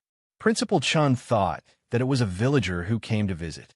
However, when he opened the door and saw who it was under the light from the kitchen door, his resolute face, which had gained a few more wrinkles, suddenly became much more serious. Seeing Principal Chen's serious expression, Sun Ying could not help but feel a little flustered. She was afraid of Principal Chen. Even though she had stayed in that kind of place for a few months, she had seen both living and dead people. She had even shot a few people to death. Her courage had grown a lot. When she saw Principal Chen's gaze sweep over her heart could not help but beat a few times. She was extremely flustered. Chapter 3347. Principal Chen couldn't figure out why Sun Ying would appear here and even have the guts to knock on the door. After a sharp glance, Principal Chen couldn't help but narrow his eyes slightly. Then, he said in a deep voice you're spying on this place." He was very certain, and he didn't even use a doubtful tone. He was very certain that Sun Ying was spying on this place. Then he said, "You're not spying on me. You're spying on this place to see when Yi Qian will come back." His tone was still very certain. Principal Chen's words made Sun Ying, who was already very flustered, even more flustered. Even her eyes flickered a little. However, she had always been stubborn and would never admit to anything directly. She even thought that she was quite reasonable. Thus, she straightened her neck and forced herself to answer Principal Chen very stiffly. "Principal Chen, you're thinking too much. Why would I spy on this place? If you didn't spy on this place, would you return to Shuei-Ko village? Would you still come back?" Principal Chen didn't want to say much to her, but when he realized that she was spying on this place, he couldn't help but say a few more words aloud. "Would you come back to this place? You'd only stay as far away as possible." Indeed, Shuei-Ko village was the place that Sun Ying didn't want to come to the most. This was because the villagers here all knew about her background and knew about her family. If possible, she didn't want to take half a step into the village for the rest of her life. She didn't want to see the villagers here for the rest of her life. She definitely wouldn't say what was on her mind. Instead, she said coldly, "I grew up here. Why wouldn't I want to come back? My home is here. Why can't I come back?" Yi Qian, on the other hand, is too ashamed to come back. "She harmed my father and my mother. She ruined my family. She's too ashamed to come back. No wonder I haven't seen her even though it's almost the new year. So she knows it herself. If she really does, she should tell me clearly in person." "Principal Chen, I don't know what I've done to offend you. Why are you always making things difficult for me? This is Yi Qian's home. Yi Qian is my sister. I have something to discuss with her. Please step aside." She believed that Yi Qian was inside, but he did not dare to come out and face her. Principal Chen would not be Principal Chen if he still could not tell that there was something wrong with her. His gaze sharpened. "Sun Ying, this is not the place for you to cause trouble. Yi Qian has a clear conscience, and you need to reflect on yourself. Who was the one who harmed who? How did your family end up in this state? You should think about it carefully. Yi Qian is an open and above-board person. He does things openly and openly. He would never backstab others, much less play tricks. But you're always going against him. You're even blaming him for your own mistakes. Sun Ying, you should think about this carefully." She needed to think deeply. That was right. She needed to think deeply. She needed to think deeply about how she was going to face Yi Qian and how she was going to get rid of this B*TCH who had caused her to suffer such a crushing defeat. She glanced into the kitchen. Suddenly, Sun Ying made a feint and dashed into a corner. No matter how fast Headmaster Chen's reaction was, he was caught off guard by her sudden actions. Furthermore, she was a girl rushing into the house in the middle of the night. Headmaster Chen retracted his hand. Yi Qian was not home, so it didn't matter if she took a look. The most important thing was to find out why she was looking for Yi Qian. Moreover, Principal Chen watched as the figure dashed into the kitchen nimbly and dashed out of the room with familiarity. His eyes darkened. Chapter 33:48. Sun Ying's feint and the way she avoided him was obviously part of a routine. She had practiced it before, but her skill level was average. Sun Ying actually went out of her way to practice. This made Principal Chen even more vigilant. Sun Ying rushed into Winter Plum Blossom Dark Fragrance's room and shouted, "Yi Qian, get out here. If you have the guts to harm me, don't you have the guts to come out? I know you're at home. Stop hiding. Get out here." "Did you hear me? Get out here." The old house was not big. In the middle was the central room, on the far left was the kitchen, and on the right was the room where Father Yi used to sleep. Old Uncle Jin used to sleep, and now it was Headmaster Chen's room. Further ahead was the room where Martyr's son Xu Etching used to sleep. After passing through 2 rooms, they arrived at the central room. The lights were on in the spacious and clean central room. Sun Ying rushed all the way through the central room to the right. On the right was Yi Qian's room. The lights were on, and the old-fashioned wooden windows were decorated with warm yellow curtains. There were 2 pots of winter sweet on the desk, and the old-fashioned bed was covered with a brand-new quilt. There was a bookcase near the door, and it was filled with books. They were all Yi Qian's textbooks and workbooks from middle school and high school, as well as some military books. Sunning looked around, but did not find Yi Qian. Her delicate features were distorted. No one. The bitch who harmed her did not come back. Where did she go? Where exactly did she go? Her right hand, which had been in the pocket of her black down coat, gripped an exquisite pistol tightly. She had been thinking that as long as Yi Qian was here, she would kill her with one shot, and then Principal Chun with one shot. Then she would erase all traces of herself and leave Fujian town. She would then take a flight out of the country that very night and fly far away, leaving her to do whatever she wanted. But there was no one. The bitch she was looking for was not here. She ran for nothing. Where did she go? She needed to know where Yi Qian had gone, and the only way to know where Yi Qian had gone was to look for Principal Chun. He must know. Standing in the room, Sunning adjusted her breathing and returned to the kitchen. In the kitchen, Principal Chun sat by the stove, eating and warming himself by the fire. Although the sun was out during the day, it was very cold at night, so he needed to warm himself by the fire. She lowered her head with an aggrieved expression and said in a choked voice, "Principal Chun, Yi Qian and I have some misunderstandings. I need to clarify things with her face to face. Before my father passed away, he told me that Yi Qian and I are sisters. How can sisters treat each other like enemies? That's why I want to talk to her face to face and clear up all our misunderstandings." "Principal Chun, can you please tell me where Yi Qian went? I beg you." Sunning was finally able to lower her head. The more she acted like this, the more Principal Chun suspected that she had other motives. He raised his head, and his resolute face, which was illuminated by the firewood, was devoid of any warmth. There was only coldness. "Yi Qian hasn't come back yet. If you have anything to say, you could tell me directly. I'll tell her." Sunning was not going to say anything. She begged for a long time, but no matter how much she begged, she did not get any information. Principal Chin's stubbornness made her put her hand into the pocket of her pistol several times. She resisted for a long time and did not take out the gun. When she left, Sun Ying's face was full of resentment. She glared fiercely at Principal Chun before turning around. It was not until she walked out of the kitchen that she pulled her hand out of her pocket. Principal Chun did not know that Sun Ying had brought him big trouble when she returned. His identity had been exposed. Chapter 3349. Sun Ying, who had not received any news from Yi Qian, did not dare to stay in Shuku village, nor did she dare to return to her own home. Her family had already fallen apart. Even her favorite peach tree outside her house had been cut down by the villagers. It was said that her grandfather had instructed them to cut down the peach tree, saying that it was not good to have a peach tree in the house. When she passed by the door in the dark, Sunning could not help but stop in her hasty footsteps. She did not want to return to the village, but this was still the place where she grew up. There were too many beautiful memories of her. Sun Ying, who was standing at the door, stepped up the steps and gently placed one hand on the thick, rusty iron door.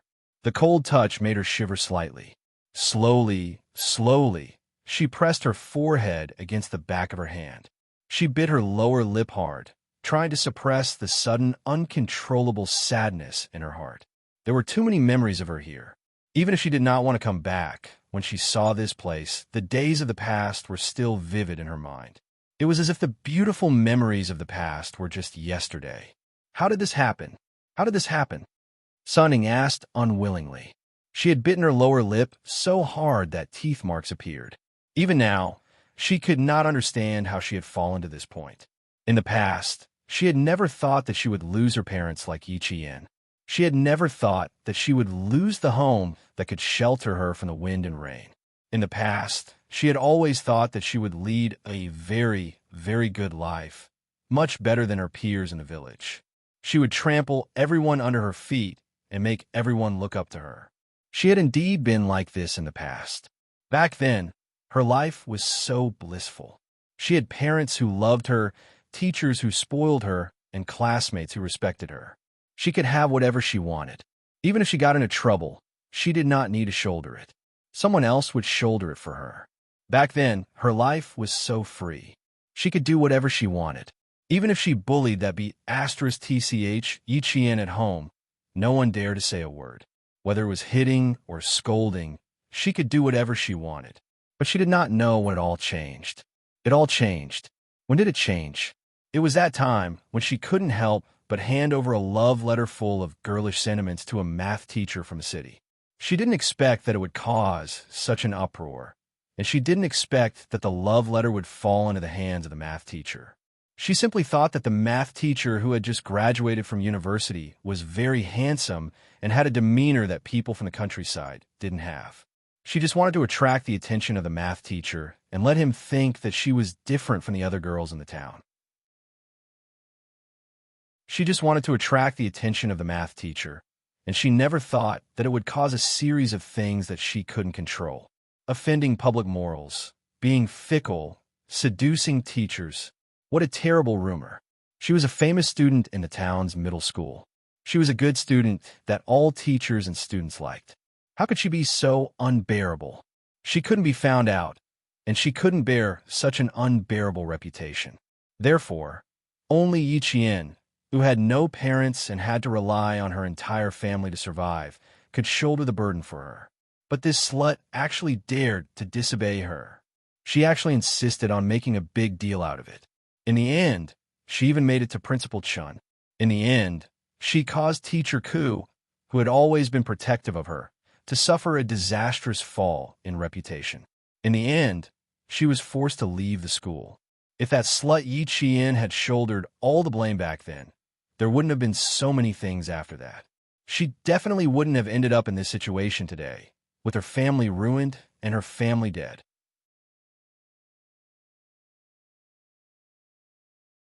Chapter 3350. Sun Ying felt even more sorrowful when she thought of the happy days in the past and her current life. At the same time, she was filled with resentment. It was as if the whole world had let her down, wronged her, and left her in such dire straits. Mom, I hate it. I hate it so much. Why weren't you by my side? Why did you send yourself to prison? Mom, if you were by my side, I wouldn't have had such a hard time. I wouldn't have been so tired.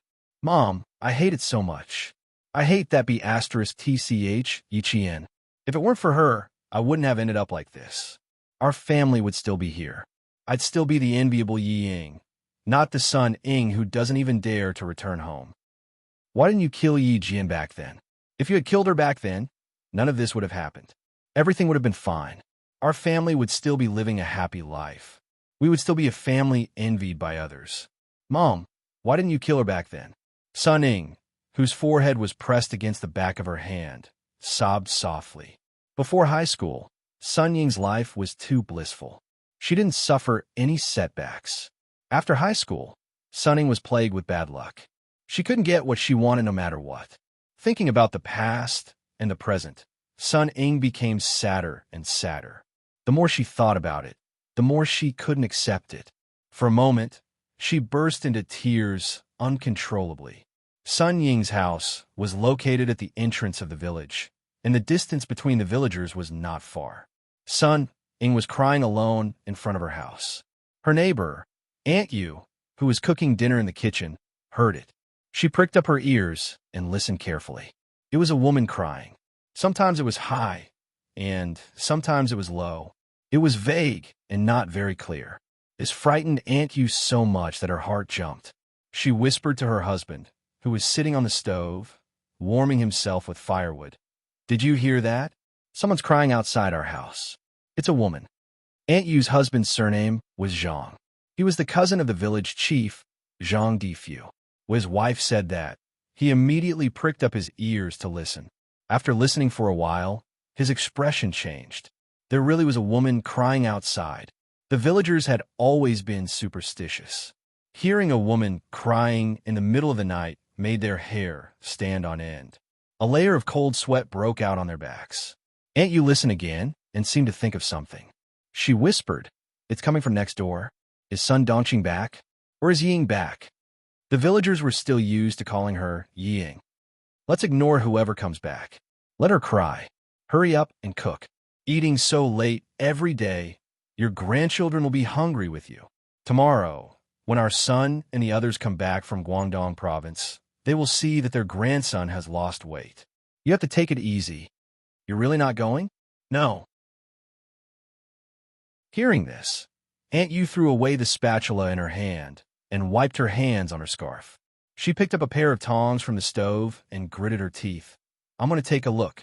Otherwise, I won't be able to sleep well tonight. After Aunt Yu finished speaking, she rushed out of the kitchen with the fire tongs. When she opened the courtyard door and came out, she stood at the doorway and looked ahead. She saw a figure rushing straight towards the entrance of the village. The figure ran quickly and hurriedly, as if afraid of being discovered. When Sun Ying heard the commotion next door, she didn't dare to cry anymore. She didn't even wipe her tears as she ran away in a panic. Who's in front? Stop right there. When Aunt Yu saw this, she was no longer afraid. She raised her voice and started running. Stop right there. Stop right there. Sun Ying had already recognized the voice of the village's famous long-tongued woman, Aunt Yu. It was impossible for her to stop, and she ran even faster.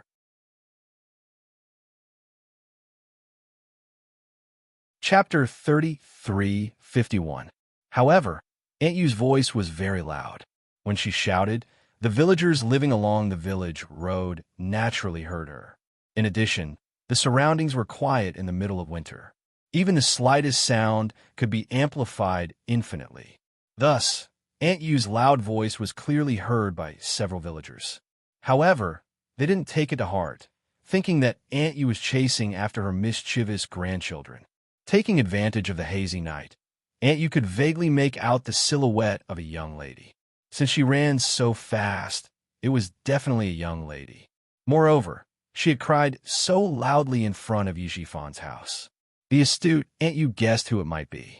However, she didn't shout out the name of the person she guessed. Instead, she shouted as she ran, "Damn thief! What did you steal from our village? Tao, Er's mother, Tao, Er's mother! Quick, block it! There's a thief in the village! Help! There's a thief in the village! There's a thief in our village!"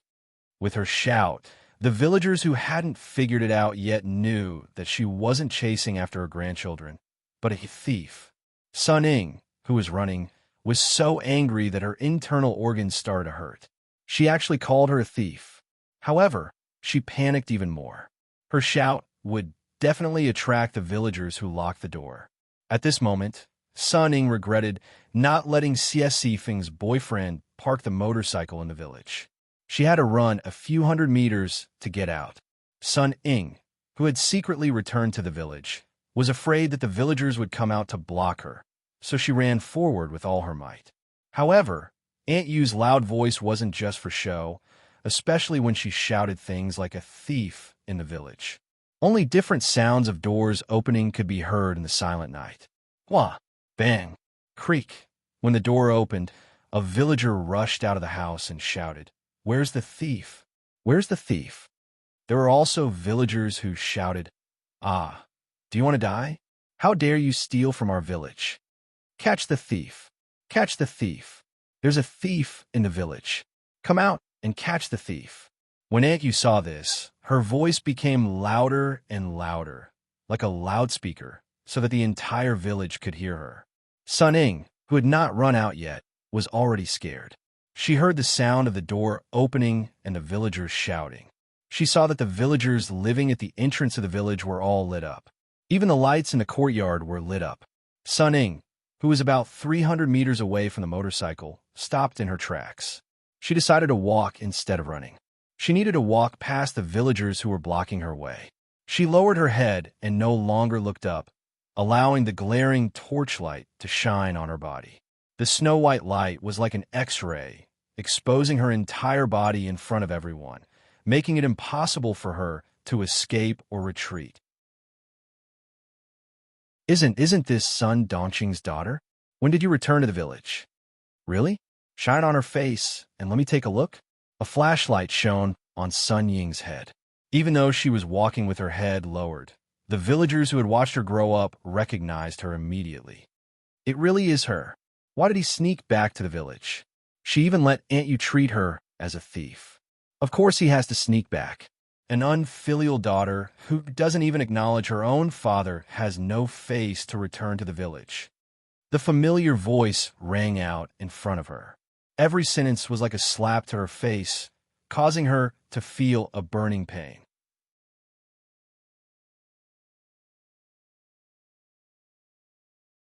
Chapter 33:52. These people all knew her, and she also knew them.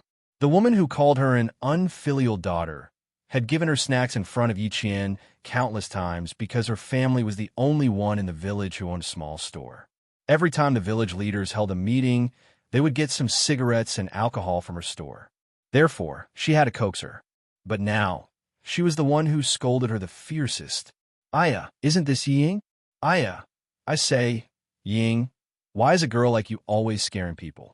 I was cooking in the kitchen when I suddenly heard a woman crying outside. I was so scared that I broke out in a cold sweat. "Why didn't you stay at home in the middle of the night? Why did you run outside and cry? I don't know what time it is. If you had told me, I wouldn't have been scared no matter how hard you cried." Aunt Yu, who had caught up to them, gasped for breath as she patted her chest. She looked as if she had been scared sick. Sunning bit her lower lip and didn't say anything. She only lowered her head and walked forward. There was nothing to say to these people. When her father was still alive, who didn't coax her? Who didn't praise her? Who didn't think that she was better than Yi Qian? But now, everyone's attitude changed. Her father was gone, and her mother was in prison. They dared to bully her, an orphan with no one to rely on. Sunning couldn't help but clench her fists. She bit her lower lip so hard that it bled. If Yi Qian was here, she would find the scene in front of her very similar to her previous life. In her previous life, when Yi Qian returned to Shuku village, he was also talked about like this by the villagers. His silver tongue made her afraid to return to the village, and she didn't dare to have any contact with anyone in the village. Now, it was Sunning who experienced what Yi Qian went through in her previous life. This was what Buddhists called karma. She's not called Ying now. She doesn't even recognize her biological father. She changed her surname and took after her mother. Yi Fan is also quite pitiful. I've only said that husband and wife are birds in the same forest. When disaster strikes, they fly away separately.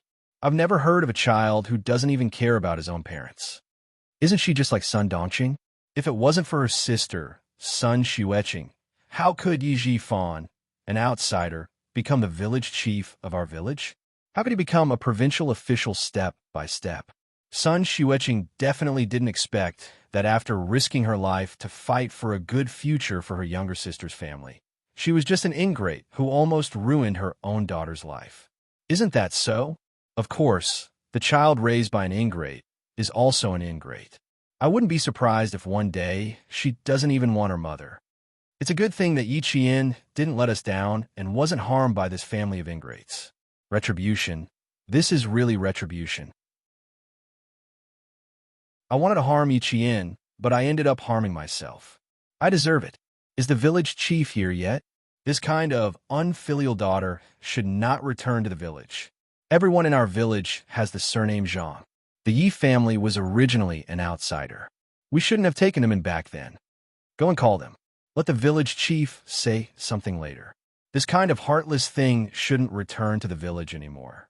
She's ruining the culture of our village. The village chief, Zhang Difu, arrived late. When he saw Sunning, his face couldn't help but darken. Sunning, since you're back, I have a few things to say to you. Don't come back to our village anymore. We plan to sell the foundation of your house. We'll send you the money from the sale. Give me an address. Your family is originally an outsider. You shouldn't stay in our village. After the sale of the house, you're no longer a resident of our village. You've already moved your household register. You're no longer a resident of our village. Don't come back anymore.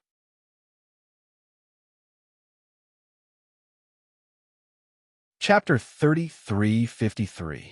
Selling her home, selling her family's land, and using her entire family's household register as a reason for her to never return to the village again? This is too much, too much. Not only did the village chief not uphold justice for her, he even colluded with the villagers to bully her. Sun Ying's fists clenched tighter and tighter as she raised her head. Under the snow-white light of the flashlight, the villagers saw a face full of hatred. She was clearly a young girl in her prime, but the hatred in her eyes made the villagers' hearts tremble. Sun Ying glared at village chief Zhang Difu without moving. In the cold wind, she gritted her teeth and spoke in a voice dripping with coldness. What right do you have to sell my home and my family's land? What right do you have to not let me come back? I was born here and grew up here. What right do you have to drive me away? What right do you have? Io, little girl, you're still competing with us, aren't you? You're still asking us what right do we have? If we say it out loud, don't be so embarrassed that you'll kill yourself in front of us. Ba ba ba. It's the new year. How inauspicious. Auntie Yu, who had suffered countless losses at the hands of Sun Dongqing, would not let go of such a good opportunity. Now that Sun Ying had opened her mouth, it was as if she had found an outlet for her stomach full of words. Village Chief Zhang Difu did not say anything, but she had already rattled off a long string of words. Let's put it this way. Your Yi family used to flee to our village. Our Zhang village pitted your family and gave you a piece of land, so your grandfather's family had a place to stay. This piece of land does not belong to anyone else. It belongs to my family. Now my family wants to take it back. Seeing that you have no one to rely on, we'll give you some money as compensation. Don't ask us what right do we have. Heaven is watching what people do. Your family enjoyed the good fortune of Yi Qian's mother, but you didn't know how to repay her kindness. Now that you've suffered retribution, you deserve it. Little girl, you've always been scheming since you were young. Even an adult like me has suffered a lot in your hands. Back then, I didn't make a fuss about it, because your father still knew how to be a decent person. Otherwise, if your mother, who's currently in prison, was still around, she wouldn't even need to chase you out today. She would have chased your whole family out more than 10 years ago. Now that your father is no longer around, you've all enjoyed the good fortune that Yi Qian's mother left for you. You're an ingrate who doesn't even want your own father. Everyone in the village is afraid that you'll lead the village astray in the future and cause all the girls in the family to learn from you. It's better to send you away as soon as possible so that you don't ruin the village's culture and cause all the unmarried girls to learn from you. Aunt Yu's words were like firecrackers. Village chief Zhang Difu couldn't get a word in edgewise. Of course, there were times when he didn't have to say everything out loud. There were times when it was more appropriate for the villagers to step forward than for him, the village chief. Just like now, the villagers were more suitable than him to step forward. He didn't open his mouth to stop them. Tao Er's mother, whom Aunt Yu had just called out, also made sarcastic remarks. What's the point of saying so much? Their whole family has done so many shameful things. How can they still have the face to stay in our village? In the past, I only thought that Sun Dongqing, that black-hearted person, only had bad words for Yi Qian. It was fine as long as she didn't treat him badly in terms of food, clothing, and other things. Who knew that she had done so many wicked things behind his back? People say that daughters resemble their mothers. With Sun Dongqing's black-hearted heart, it's not surprising that she gave birth to an equally black-hearted daughter. Village chief, hurry up and ask her to leave. It's the new year. Don't make our entire village feel uncomfortable.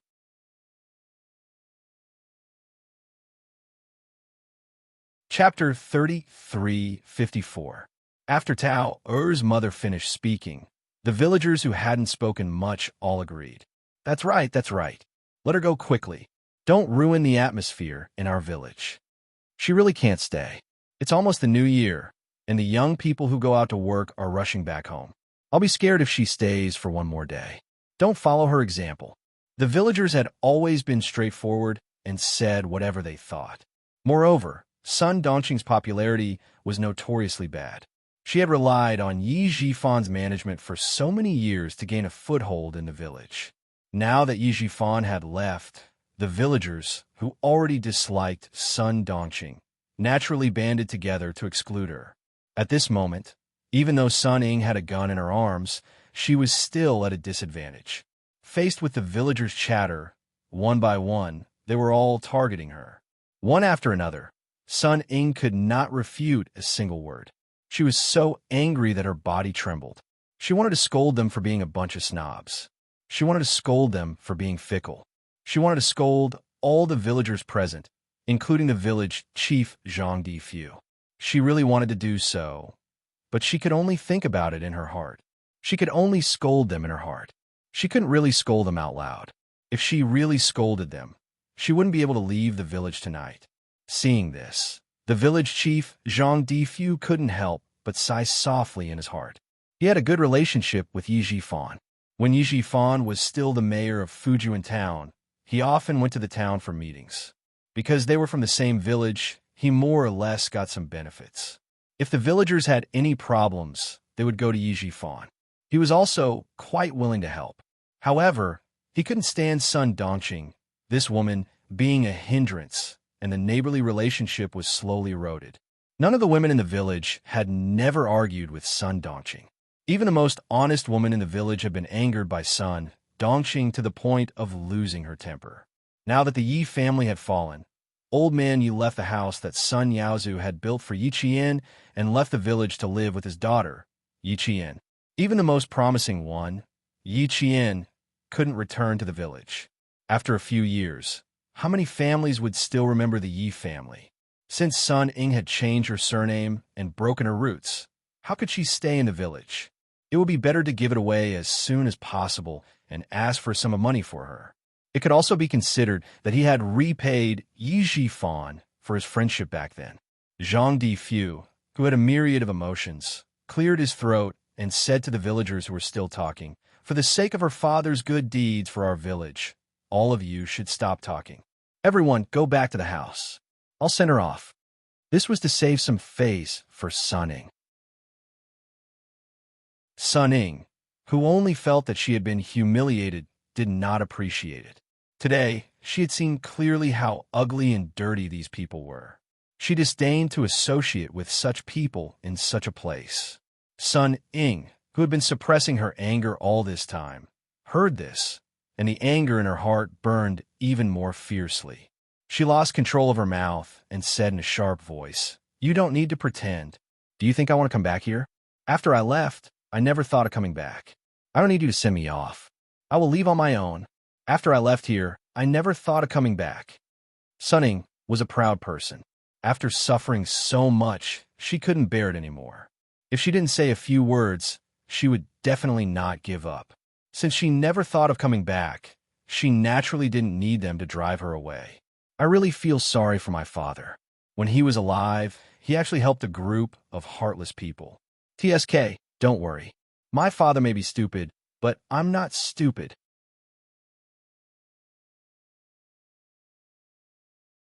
Chapter 3355. Sun Ying, who had finished her sentence in one breath, finally felt relieved. She could not open her eyes because of the torchlight. She raised her hand to cover her forehead and walked away gloomily. The villagers, who were about to leave after hearing Zhang Difu's words, suddenly became angry. As soon as she left, Aunt Yu stopped her and scolded, "You're quite stubborn. If you're really that good, why did you come back tonight? If you're that good, don't come back. You're really the same as Sun Dongqing. You can really infuriate people with your mouth. You must remember what you said tonight. Don't ever reply to me again."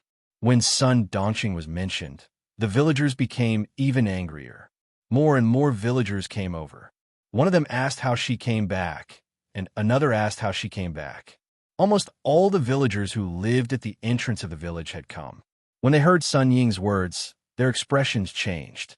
They looked at Sun Ying with more and more hostility. Go, don't dirty our village's ground. Your mother has long despised our village. Since you're just like your mother, don't come back. Our village doesn't welcome you. Go as far as you can. It's best if you never come back to our village." The villagers who were angered by Sun Ying no longer bickered with her just because she was a little girl. They saw the shadow of a second Sun Dongqing in her. Their village did not need a second Sun Dongqing. At first, the villagers were just pointing at Sun Ying, but now, a few of them took a few steps towards Sun Ying. They looked like they were going to beat her up. Sun Ying was so frightened that her heart almost jumped out of her chest. She even reached her hand into her pocket to touch the delicate pistol. Sun Ying, who was frightened, clenched her cheeks tightly. She thought to herself, I really want to pull out my gun and shoot a few of them to death. Endure. She had to endure. Before she found Yi Qian and got her revenge, she had to endure. Zhang Difu did not want to say anything more. He was also afraid that Sun Ying would be beaten up by the villagers if she continued to speak. For Yi Jifan's sake, he would send Sun Ying out of the village tonight and write off his friendship with Yi Jifan. Disperse, disperse, all disperse. She herself said that she won't come back, and she definitely won't come back in the future. You don't have to worry that the atmosphere in the village will be corrupted, and the young people will follow her example and go astray. Disperse, disperse. All you go back. Don't you have children to take care of?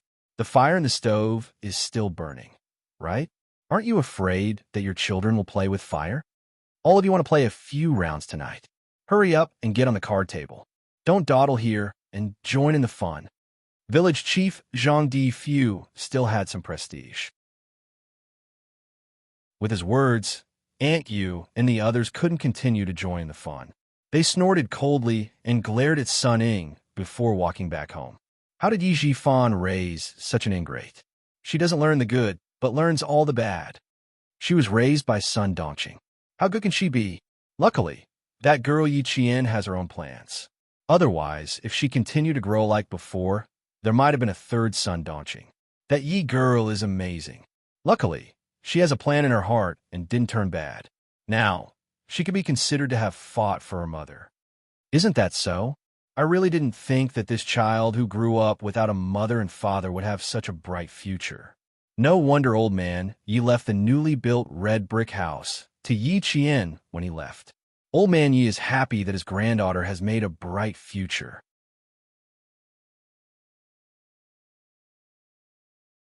Chapter 33:56. Although Auntie Yu and the other women turned around and left after hearing the village chief's words, they didn't stop talking. The words that came out of their mouths were all heart-wrenching. Sun Ying could more or less hear the gist of what they were saying. Yi Jian's name was mentioned over and over again, and they were all praising Yi Jian. Sun Ying felt as if her chest was about to explode, and her sharp fingers were trembling in anger.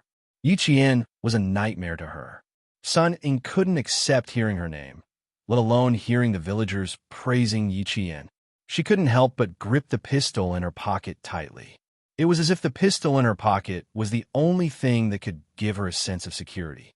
It could calm the anger in her heart and give her more confidence to face the villagers surrounding her. Just now, when a villager took a few steps forward, Sun Ying almost couldn't control herself and pulled out her gun. Fortunately, her experience abroad made her more tolerant than before. She also knew who her ultimate goal was. Even if her heart was bleeding from the villagers' words, she endured it. She could only achieve great things if she could endure what others couldn't. Sun Ying finally understood Yi Jifan's advice back then. Unfortunately, she understood it too late. She was also glad that she understood it too late. Otherwise, Yi Qian would have a headache. She lowered her head again and stopped arguing with the villagers. Since Zhang Difu had already stepped forward, then let him continue to step forward. She didn't need to say anything. She just needed to wait and leave. Yi Qian didn't go home for the new year. Then she had to go to her school personally. Finally, the smart Sun Ying knew how to weigh the pros and cons. She understood the severity of the situation. It was obvious that she was becoming more and more thoughtful. She had the shadow of the winner in her previous life, Yi Ying. On the other side, Zhang Difu said to the villagers who hadn't left yet and wanted to watch the show, the few of them who loved to watch the show the most have already left. Why are you still here? Sun Dongqing was a little cruel in the past, but that was the fault of an adult. It has nothing to do with a child. Now that she doesn't have a family and you have children of your own, don't tell me you want to make things difficult for a child. Disperse, disperse.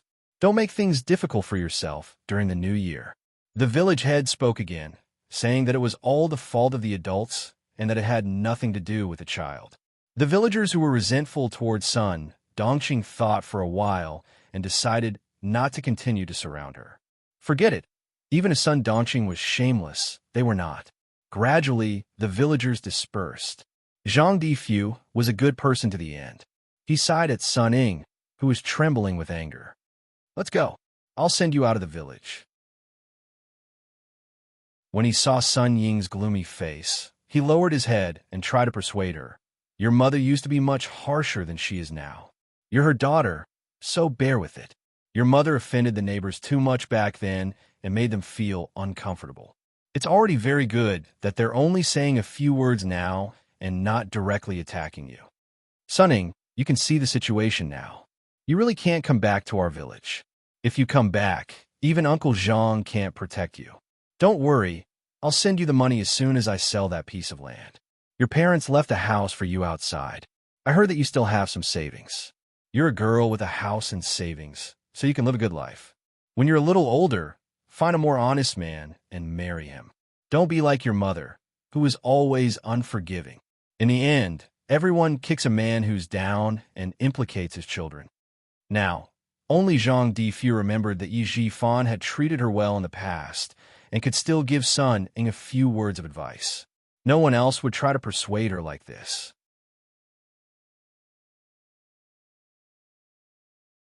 Chapter 33:57. However, Sun Ying did not appreciate his kindness. In her eyes, village chief Zhang Difu was the same as the other villagers. They all flattered the strong and trampled on the weak. Now that her family had fallen and the fatherless Yi Qian had made a name for himself, the villagers wanted to make Yi Qian happy. Why would they care about their father's past relationship?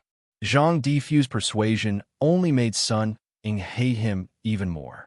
If he really did it for her sake, why didn't the villagers say anything when they were talking about her? Why did they allow her to be bullied? Now, they even wanted to curry favor in front of her. Bah! Sun Ying, did not need this kind of favor.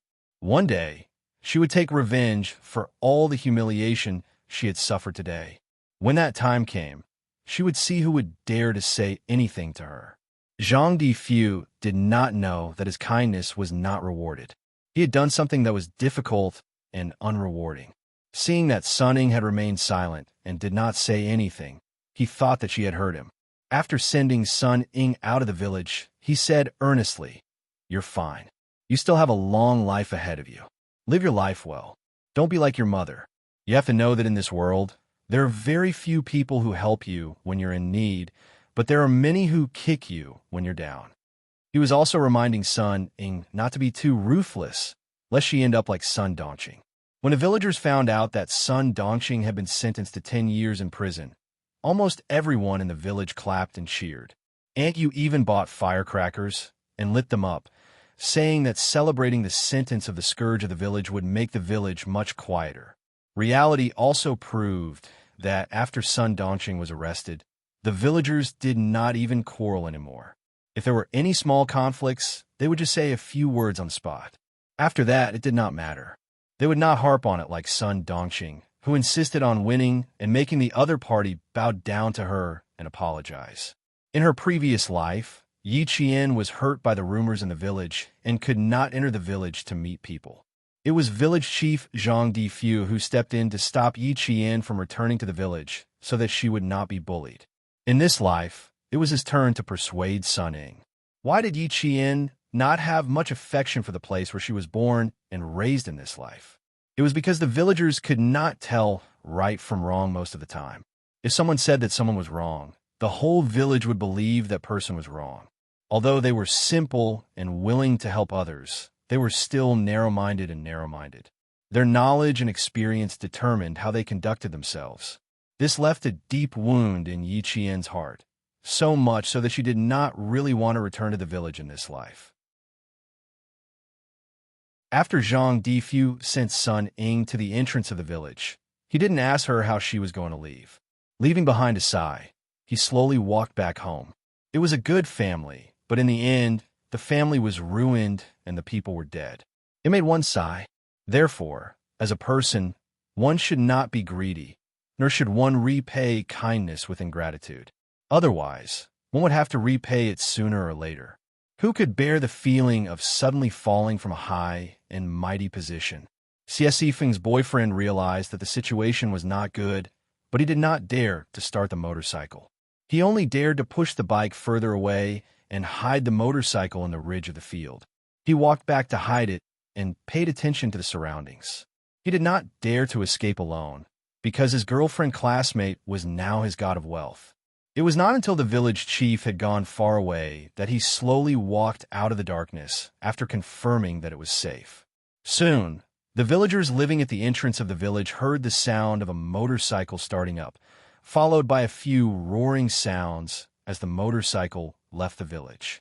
Only then did they realize that Yi Jifan's daughter had entered the village on a motorcycle. Early the next morning, Principal Chen only found out that Sun Ying had been blocked last night and had almost been beaten up. After finding out, he was silent for a long time. A student with good grades ended up ruined because of her parents' doting and improper upbringing. This was the fault of the parents.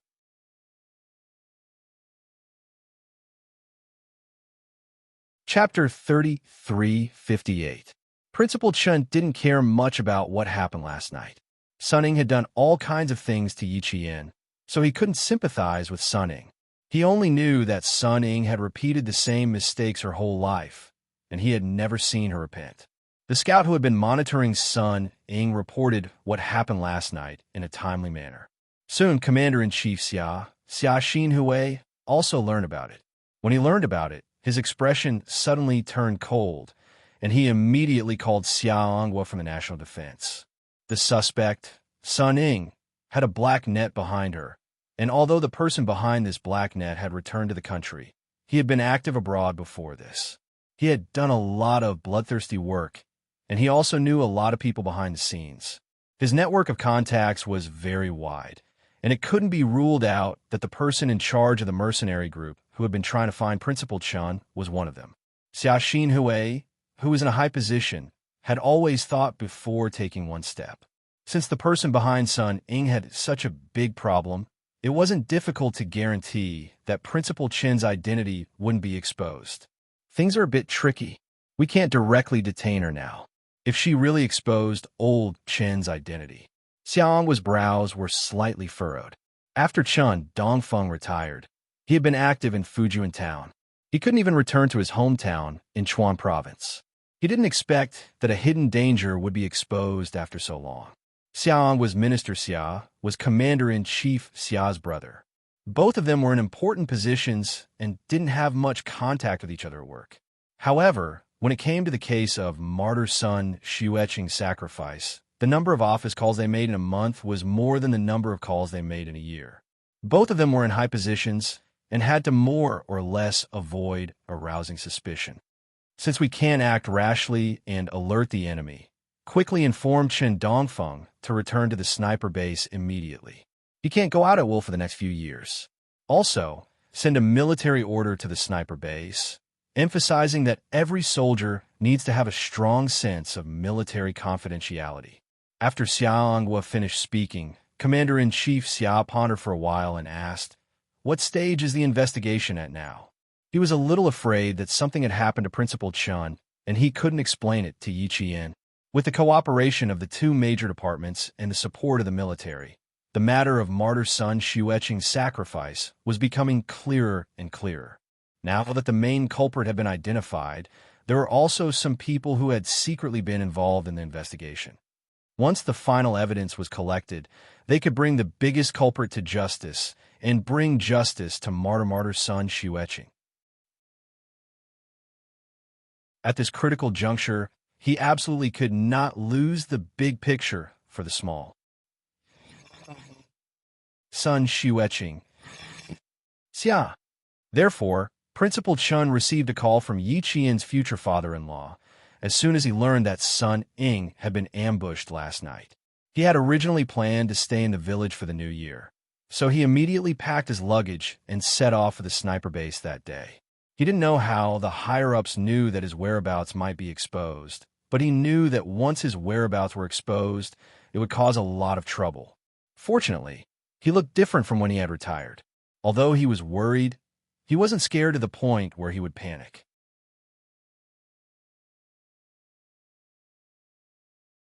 Chapter 33:59.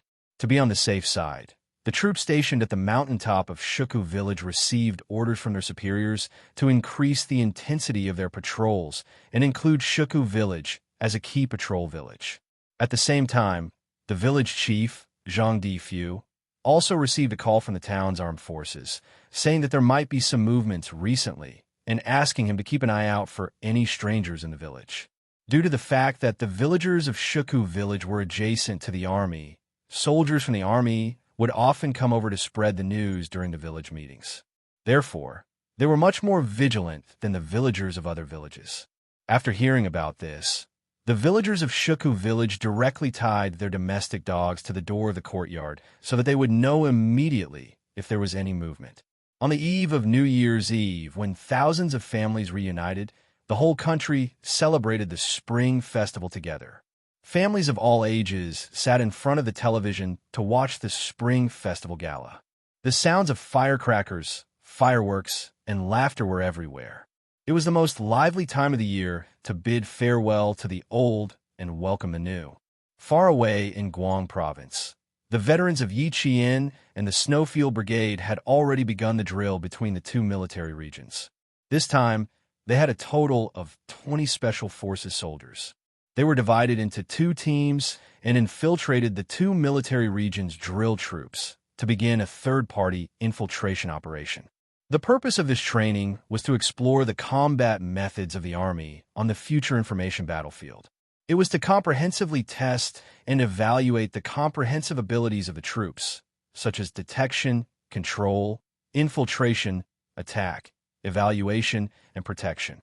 The entire drill was a tactical exercise that revolved around an unfamiliar environment and lasted for 4 days.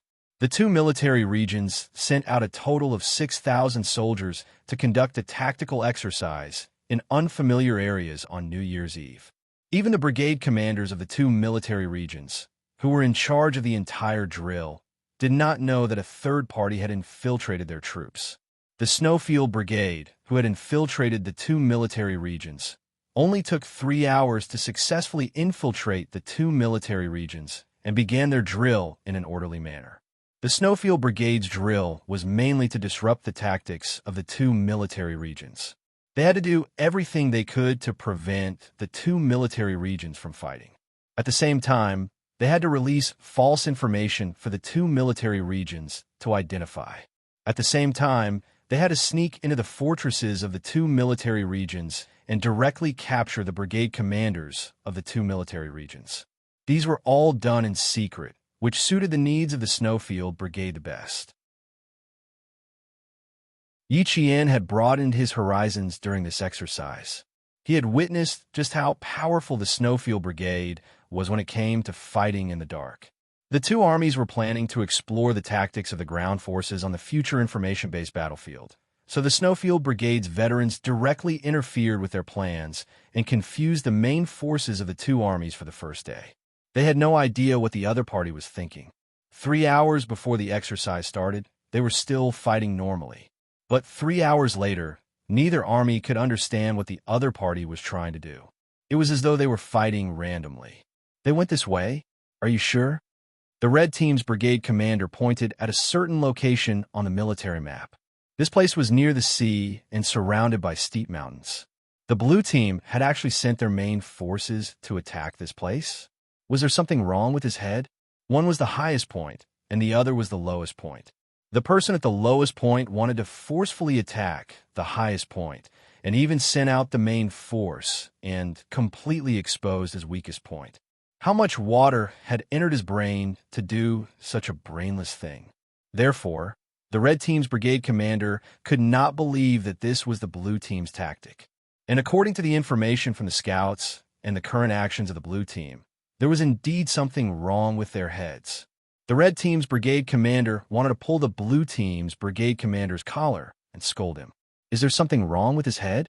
Why did he still come out and make a fool of himself?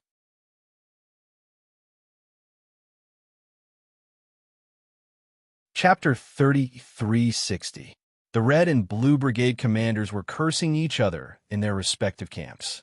How could they come up with such a stupid strategy? The atmosphere in the commander-in-chief's tent was so tense that it felt like there was a thundercloud above their heads that could explode at any time. After the blue team cursed at the red team cursed at the blue team. As they cursed, they felt that something was wrong, especially when they heard that the two sides were readjusting their tactics. Both camps realized that there was something else going on. It seemed like someone had been secretly misleading them and passing on false information. This discovery made the brigade commanders of both sides change their expressions. They immediately deployed anti-reconnaissance tactics to prevent interference. At 6 o'clock on New Year's Eve, it was the time for the nation's reunion dinner. The red and blue teams detected that a third force had completed an immersive operation and had penetrated deep into their camp. The other party came prepared and was able to eavesdrop on our main intelligence. It's clear that their equipment is excellent. An immersive operation doesn't need too many people. One reinforced squad is enough. Pass down the order, increase patrols. Every squad needs to verify their identity. If any strange or suspicious person is found, immediately capture them alive. Yes, sir. The regimental commanders who received the order passed down the latest order from the brigade commander to each battalion, company, platoon, and squad. They increased the intensity of patrols to ensure that nothing went wrong. Yi Qian and Pigeon were in the same group. They infiltrated the red team's Nangguang military region and cooperated with the electronic warfare expert Y. They constantly interfered with the red team's information system. The red team's anti-interference operation was activated. Y became more and more excited as the battle went on. He kept in contact with the blue team's X through a wireless communication device. From time to time, he would adjust the radio, change the frequency, and use digital encryption to transmit digital information. He had to do this. Otherwise, if the red team's anti-interference electronic soldiers captured his radio waves, his identity would be exposed. In this small-scale exercise, Yi Qian witnessed Y's prowess. The entire wireless network was under his control. There were a few times when he was bold enough to chase after the red team's wireless frequency to complete real-time eavesdropping. This required excellent skills and extraordinary abilities. Otherwise, they would not be able to do it at all. Everyone had their own specializations. Yi Qian admired his comrade Y, but he never thought of learning from him. Even if he stood aside and watched, even if he did not understand, he still applauded his abilities. Now, based on the information you've collected and the video images, we can almost reach the general ledger. After quickly creating a tactical map and summarizing all the data and information, Y reported the latest situation to his comrades who had entered the blue team. Both sides have detected the infiltration of a third party. Now, they've started counter-interference and counter-reconnaissance. You guys be careful. We'll retreat first. Xia Jinyuan, who was immersed in the blue team, received the latest news from the red team. He was discussing the next step of the battle plan with Project X. They planned to directly destroy the red team's command and guidance system. However, the red team said that they wanted to directly attack the red team's commander-in-chief. He could not help but squint slightly. Try to capture their brigade commander alive. If you succeed, report it to the military so that we can retreat early. He made a very bad suggestion, and all his comrades agreed. However, the pigeon whispered, "Aren't you being too disrespectful? After all, this was a drill between two military regions. If they were captured alive, how could the brigade commander show his face?"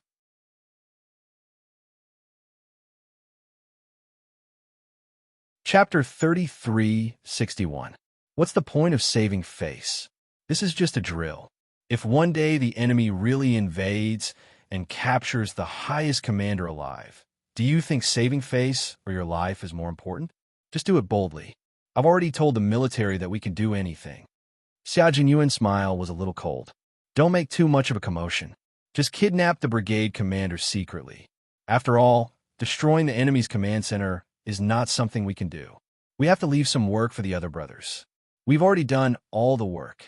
It would be impolite to let others go home empty-handed. It's better to keep a low profile. The Snowfield Brigade was cooperating with the drill and was not the home field. It was just to raise the battlefield vigilance of the two armies. Once a third party invaded, they would know how to deal with it and whether they could detect the problem in time. But this time, it was obvious that the two military regions had miscalculated. They did not discover the problem in time, and it affected their strategy. When they realized that something was very wrong with the other party, they realized that a third party had infiltrated their team.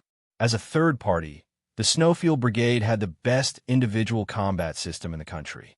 It had weapon subsystems, integrated helmet subsystems, software subsystems, wireless electronic systems, and defense subsystems.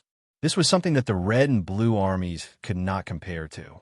It allowed the special forces of the Snowfield Brigade to complete individual combat quickly and catch the two military regions off guard. Fortunately, the brigade commanders of the Red and Blue armies were not to be trifled with. Both of them had experience in large-scale combat exercises. After they reacted, they immediately made corresponding arrangements. However, the special forces of the Snowfield Brigade were one step ahead of them. By the time the two military regions reacted, they had already arranged everything that they could. Xia Jinyuan and the others began to invade and destroy all aspects of the operation. The brigade commanders of the two armies also guessed the other party's purpose. If the other party's purpose was to destroy their own command center, they learned from the electronic countermeasure soldiers that the third party had the best individual combat system.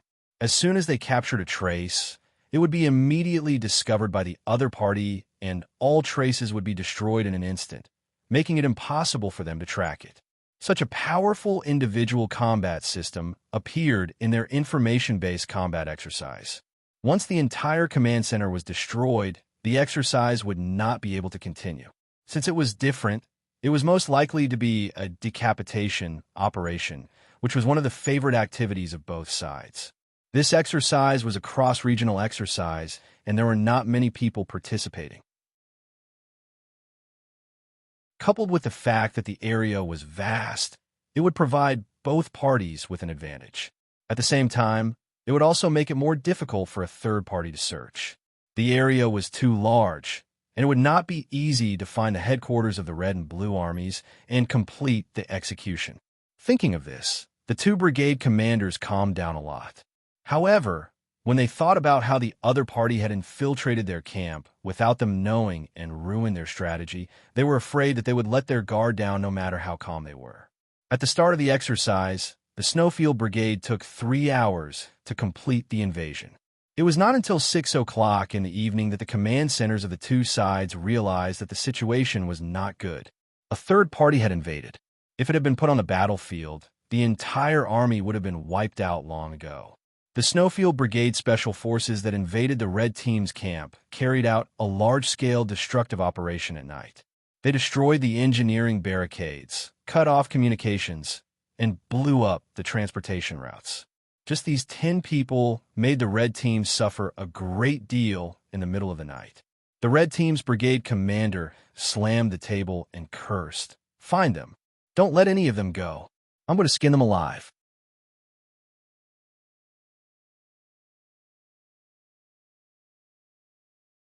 Chapter 33:62. The Blue Team was relatively quiet in the first half of the night, but it started to get noisy in the second half of the night. It was useless to increase the patrols. When the sentries were found, they were tied up like rice dumplings and had backpacks stuffed in their mouths. When they saw their own people coming over, they cried out, which made the Blue Team so angry that they almost broke their teeth. During the 4-day exercise, the Red Team and the Blue Team had to capture the destructive force that infiltrated their camp and complete the tactical battle with the other party.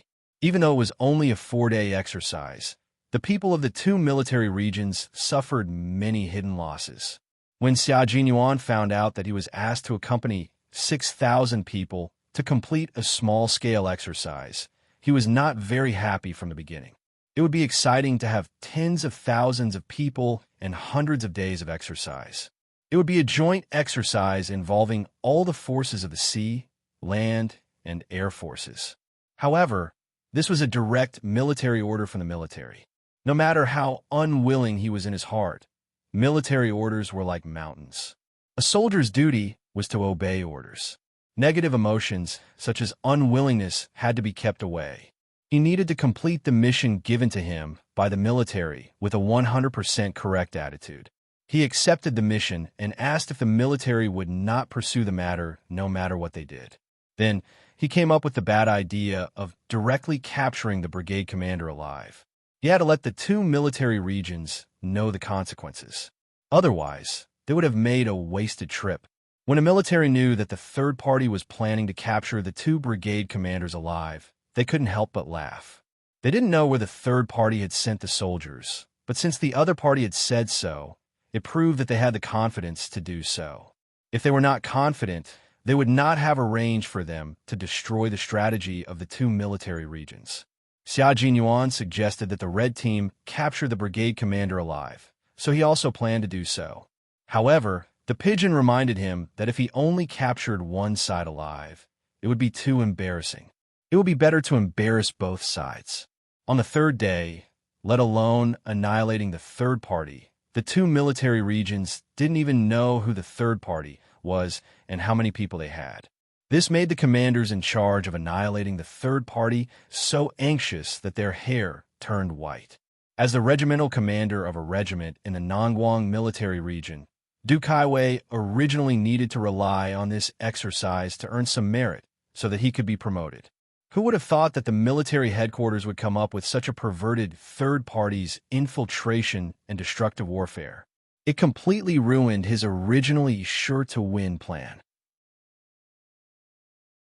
He was the commander of the Nangguang military region and also the commander in charge of the encirclement and annihilation of the third party. From the moment he received the order until now, he did not know what the other party looked like or how many people they had. He only knew that no one could sleep at night. He only had to keep an eye on the surroundings and immediately be alerted if there was any movement. He had also looked for the technical soldiers and asked them if they had any clues. There was only one answer: none. Du Kaiwei knew that he had really picked up a hot potato, which would burn his palm until it was full of blisters. It was very likely that he would not be able to report back to his superiors. Keep a close eye on them. If they ruin it again, everyone will be mentally prepared to be severely punished, including me. None of you can escape. On the night of the third day, Du Kaiwei first went to the cookhouse to get a handful of chaotian pepper. When night fell, he held a chaotian pepper in his mouth and bit it from time to time. It was so spicy that his whole body trembled. It was a good way to refresh himself. The Spring Festival was coming. The outside world was celebrating the Spring Festival happily, but the atmosphere here was so low that they did not feel that it was the Spring Festival at all. They only felt that the past few days had been extremely difficult.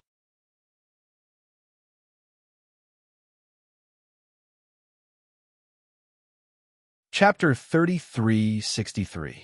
The regiment commander himself had said that he would also be punished. The soldiers under him all tensed up.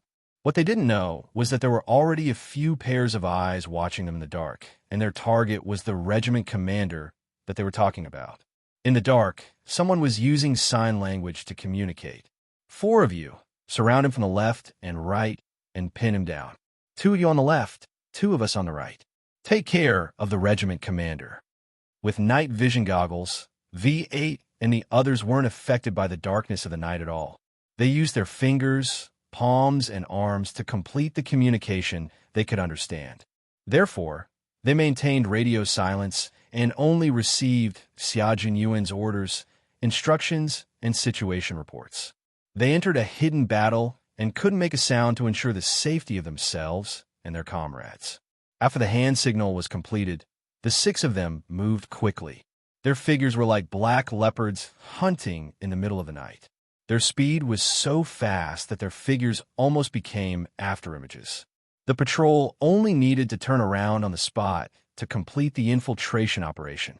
Go! A crisp hand signal was sent out, and the mouths of the 4 patrols were covered from behind. Then they received a heavy blow to the waist. In less than 3 seconds, V8 and the others had taken care of the 4 patrols and ripped off their armbands at the same time. Why are you still kicking when you're already dead? Behave. V8 covered the other party's mouth and leaned over to whisper into the patrol's ear. Rest well. Look at how tired you've been these past few days. Hurry up and rest. I'll kick you again and show you who's boss." After being warned, the patrol stopped kicking. Instead, he widened his eyes to see clearly who was so strong that they could take him down in an instant. He didn't get a clear look at the other party's appearance, but he got a rough idea of the other party's equipment on their helmet. Just this rough idea made the patrol curse in his mind. F***CK. The helmet was a combination of night vision goggles and communications equipment for individual combat. Just the helmet alone was enough to tell the standard of this group of people. V8 saw that the other party had quieted down and let go of his hand. Now it was their turn to be on guard, so that their comrades who had sneaked over to capture the regiment commander would have nothing to worry about. The red and blue sides were fighting fiercely at the front. Logically speaking, the rear should be defended to the death. However, there were special forces from the Snowfield Brigade at the rear. It was difficult to defend to the death. The brigade commander from the Nongguang military region guessed that he would be the target of a third party.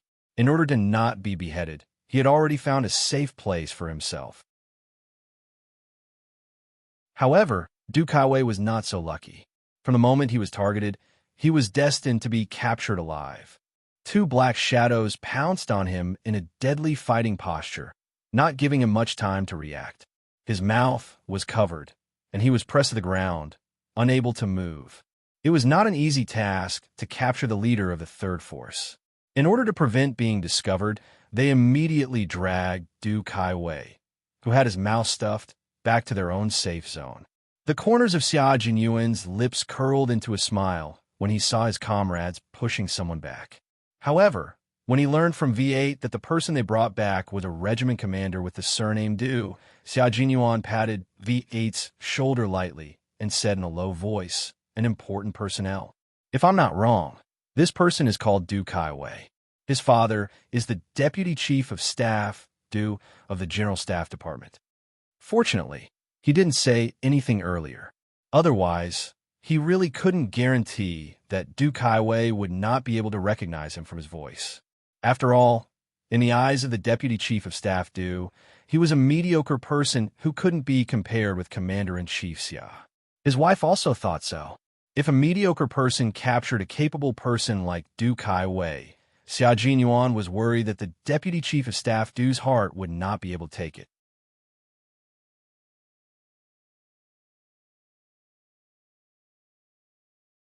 Chapter 3364. V8 wiped his mouth and chuckled. He said softly, "He's unlucky, but I'm lucky. Who cares who his father is? I didn't know who his father was before I captured him, so I couldn't have chosen anyone to capture him. He can only blame himself for not patrolling properly and not setting up tight defenses.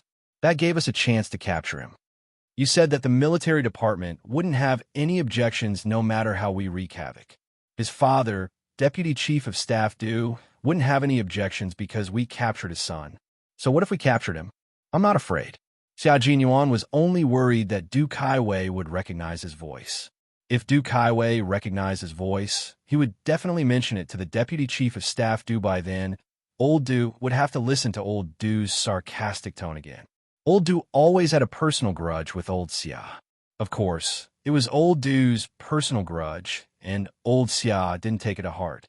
If news of old Du's son being captured by old Xia's useless son, who was often scolded by Madame Li, Xia Jinyuan was worried that old Du and his wife would be hospitalized when they found out. He was also worried that old Du's sarcastic tone would make old Xia's hair turn white again. The relationship between the two families was bad. The previous generation competed with their fathers, and now they competed with their sons. Old Du always felt that his eldest son was very capable, and old Xia was envious of him. This was something that old Du was proud of. If he knew that his son was captured by old Xia's son, his promotion would be ruined. Lieutenant Colonel Xia sighed heavily. Forget it. He didn't want to think about it. He was worried about the health of the Deputy Chief of Staff Du and his wife. He said to V8, "It's fine if we captured him. Even if the sky falls, there are tall men to hold it up. Don't worry or be afraid.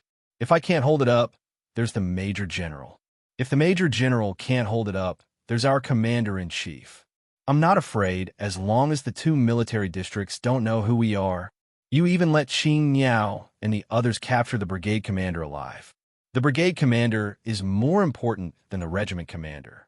If they aren't afraid, why should I be? V8 lifted his chin in disdain to show that he wasn't afraid. However, after he finished speaking, he immediately added, "Captain, when you go back, you must ask the higher-ups to continue concealing our identities. You don't have to give me any credit or anything like that. People who do big things don't care about such trivial things. We want to hide our achievements and names. We want riches and honor, but we can't be corrupted, we can't be swayed by poverty, and we can't submit to force." Idiot.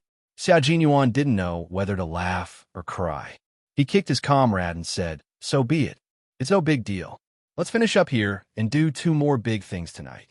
After that, we can almost leave." Understood. I promised to complete the mission. He wasn't stupid. It didn't take long for him to understand why an infantry regiment commander was involved in this exercise. He messed up something that the other party was confident in, so the other party would definitely be angry. He had nothing to lose, but he was worried that his captain would be put in a spot. Since Xiao Jinyuan said it was fine, it must be fine. V8 heaved a sigh of relief.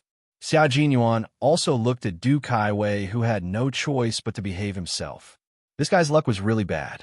He actually came to annihilate a third party.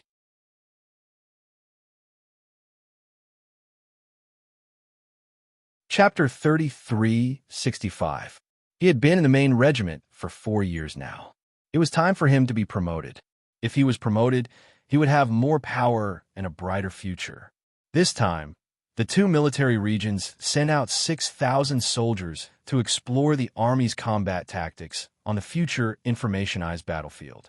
The soldiers sent out were mainly used for informationized simulation battles. Sometimes there was no need to directly send soldiers to the battlefield. The battle was completely done through electronic information. With Du Kaiwei, an infantry regiment commander, joining in, it was not hard to see that the higher-ups intended this. As long as this exercise was successfully completed, his military rank and position would definitely be promoted. The higher-ups arranged for him to participate in the exercise and also arranged for him to encircle and annihilate a third force. They were sure that Du Kaiwei would definitely be promoted after this exercise. Who knew that not only did the people who arranged for him not help him, they even unknowingly screwed him over. Looking at Du Kaiwei, who was tied up like a dumpling by V8 and the others, with his mouth stuffed and eyes blindfolded by his backpack, Lieutenant Colonel Xia could not help but sigh for Du Kaiwei's bad luck. What was supposed to be a good thing was messed up by V8 and the others. Now that everyone knew that Du Kaiwei was captured alive, no matter how hard the Du family tried, Du Kaiwei would not only be promoted, he would also be severely criticized. With such bad luck happening at this critical juncture, Du Kaiwei would not be able to make a comeback for the next 3 years. Xiao Jinyuan knew this very well. Similarly, the captured Du Kaiwei also knew this very well. The moment he was pinned down, he knew he was in big trouble. He thought about escaping, but he did not even have the chance to try. Du Kaiwei, who did not even have the chance to escape, was so angry that his lungs were hurting. What kind of people did the military send over? The exercise between the 2 military regions was their business. Why did they have to involve a third force? It was supposed to be an informationized battle, but now it became a hard battle. What was the difference? He had participated in countless exercises, big and small, but he had never been so embarrassed and humiliated as he was today.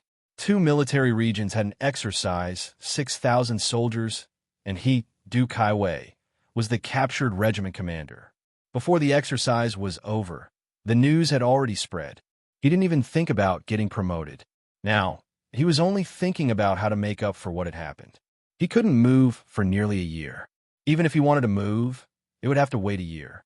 Du Kaiwei, who was tied up, lay there quietly.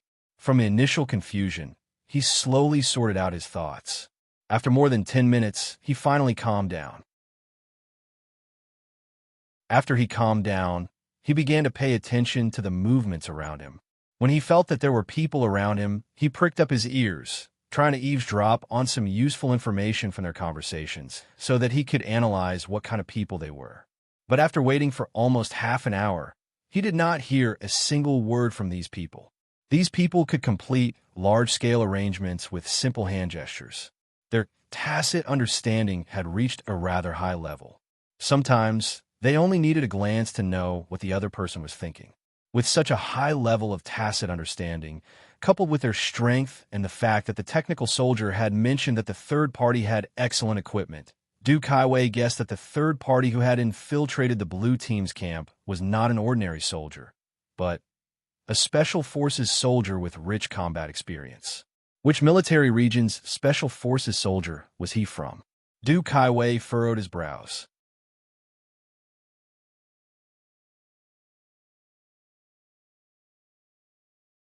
Chapter 3366. The difficulty of an exercise involving special forces would be increased by several times. It was impossible for him to escape from the special forces. It was better to think about how to reflect on himself. Duke Highway, who was reflecting on himself, did not know that his brigade commander's face had darkened when he learned that he had been captured alive. His face was so dark that it could not get any darker. He was captured alive. It was better for a regiment commander to be killed in an exercise than to be captured alive. They gave him a chance, but he did not take it. He would not be able to move from his position for the next 1 or 2 years. He would stay in his position and reflect on himself. The commanders, political commissars, and chief of staff of the 2 military regions were paying close attention to the exercise. When they found out that a regiment commander of the blue team was captured alive, the commander's face darkened. Looking at the name of the captured regiment commander, the commander felt a lump in his throat. He gulped down a few mouthfuls of strong tea before he felt a little better. Duke Highway has always been steady in his work. He is not muddle-headed when it comes to important matters or small matters. Why did he make such a big mistake in this exercise? It is obvious that he did not realize the importance of information warfare in the future. That is why he underestimated the enemy. In the command center, the commander of Nangguang was furious. He criticized his subordinates one by one. Occasionally, he would even scold them. The officers who were listening kept quiet out of fear. They did not even dare to breathe loudly. They did not expect the army to come up with a third party. It was not until 3 hours into the exercise that the army notified them. Now that things had turned out this way, it was very ugly in all aspects. At 1 o'clock in the morning on the 3rd day of the exercise, the Snowfield Brigade Special Forces that infiltrated the 2 military regions once again launched their interference battle strategy. The leaders sitting in the command center saw flames on the screen. The rear was on fire, the front was fighting hard, and both sides were counter-reconnaissance and counter-reconnaissance. The momentum was so great that everyone was tense. They completely forgot that it was time to rest in the early hours of the morning. It was as if they were fighting in the day. When the 2 sides entered the battle, Xia Jinyuan said to V8, "Go and release him. Do it quickly. Don't let him see you." "Not tomorrow. Why don't you turn on your helmet light after you release him, shine it on your face, and tell him who you are while you're at it?" V8's mouth twitched. That's right. If he let her go during the day, wouldn't he be completely exposing himself? V8 chuckled. He let Duke Highway go at around 3 o'clock a.m. in the middle of the night. Duke Highway thought that he would make a fool of himself the next day, but he never thought that he would be able to get away in the middle of the night. The person who released him first released his hands and feet, then removed the strap of the backpack that was stuffed into his mouth. By the time he removed the blindfolded backpack strap himself, the person who was originally standing behind him had disappeared in just a few seconds. He didn't even see the shadow of the other party. Duke Highway circled the place a few more times, but still didn't see anyone. He stood there with a cold face and didn't move for a long time. These people came and went without a trace. Which special forces were they? He wondered if the commander knew about this. But even if he knew, he couldn't tell him. He didn't have the guts to ask. He just had to think about how to get through the next few days. On the other hand, the Snowfield Brigade, which had been operating in the wee hours of the morning, was obviously blocked off. Both the red and blue teams were well prepared, and had deployed a large number of troops to counterattack the third team. Yi Qian, who had infiltrated the red team, was almost defeated by the red team due to his lack of experience. You're tuning in to the Warrior Lore YouTube channel. Don't forget to subscribe and join us on this journey to catch the most captivating stories.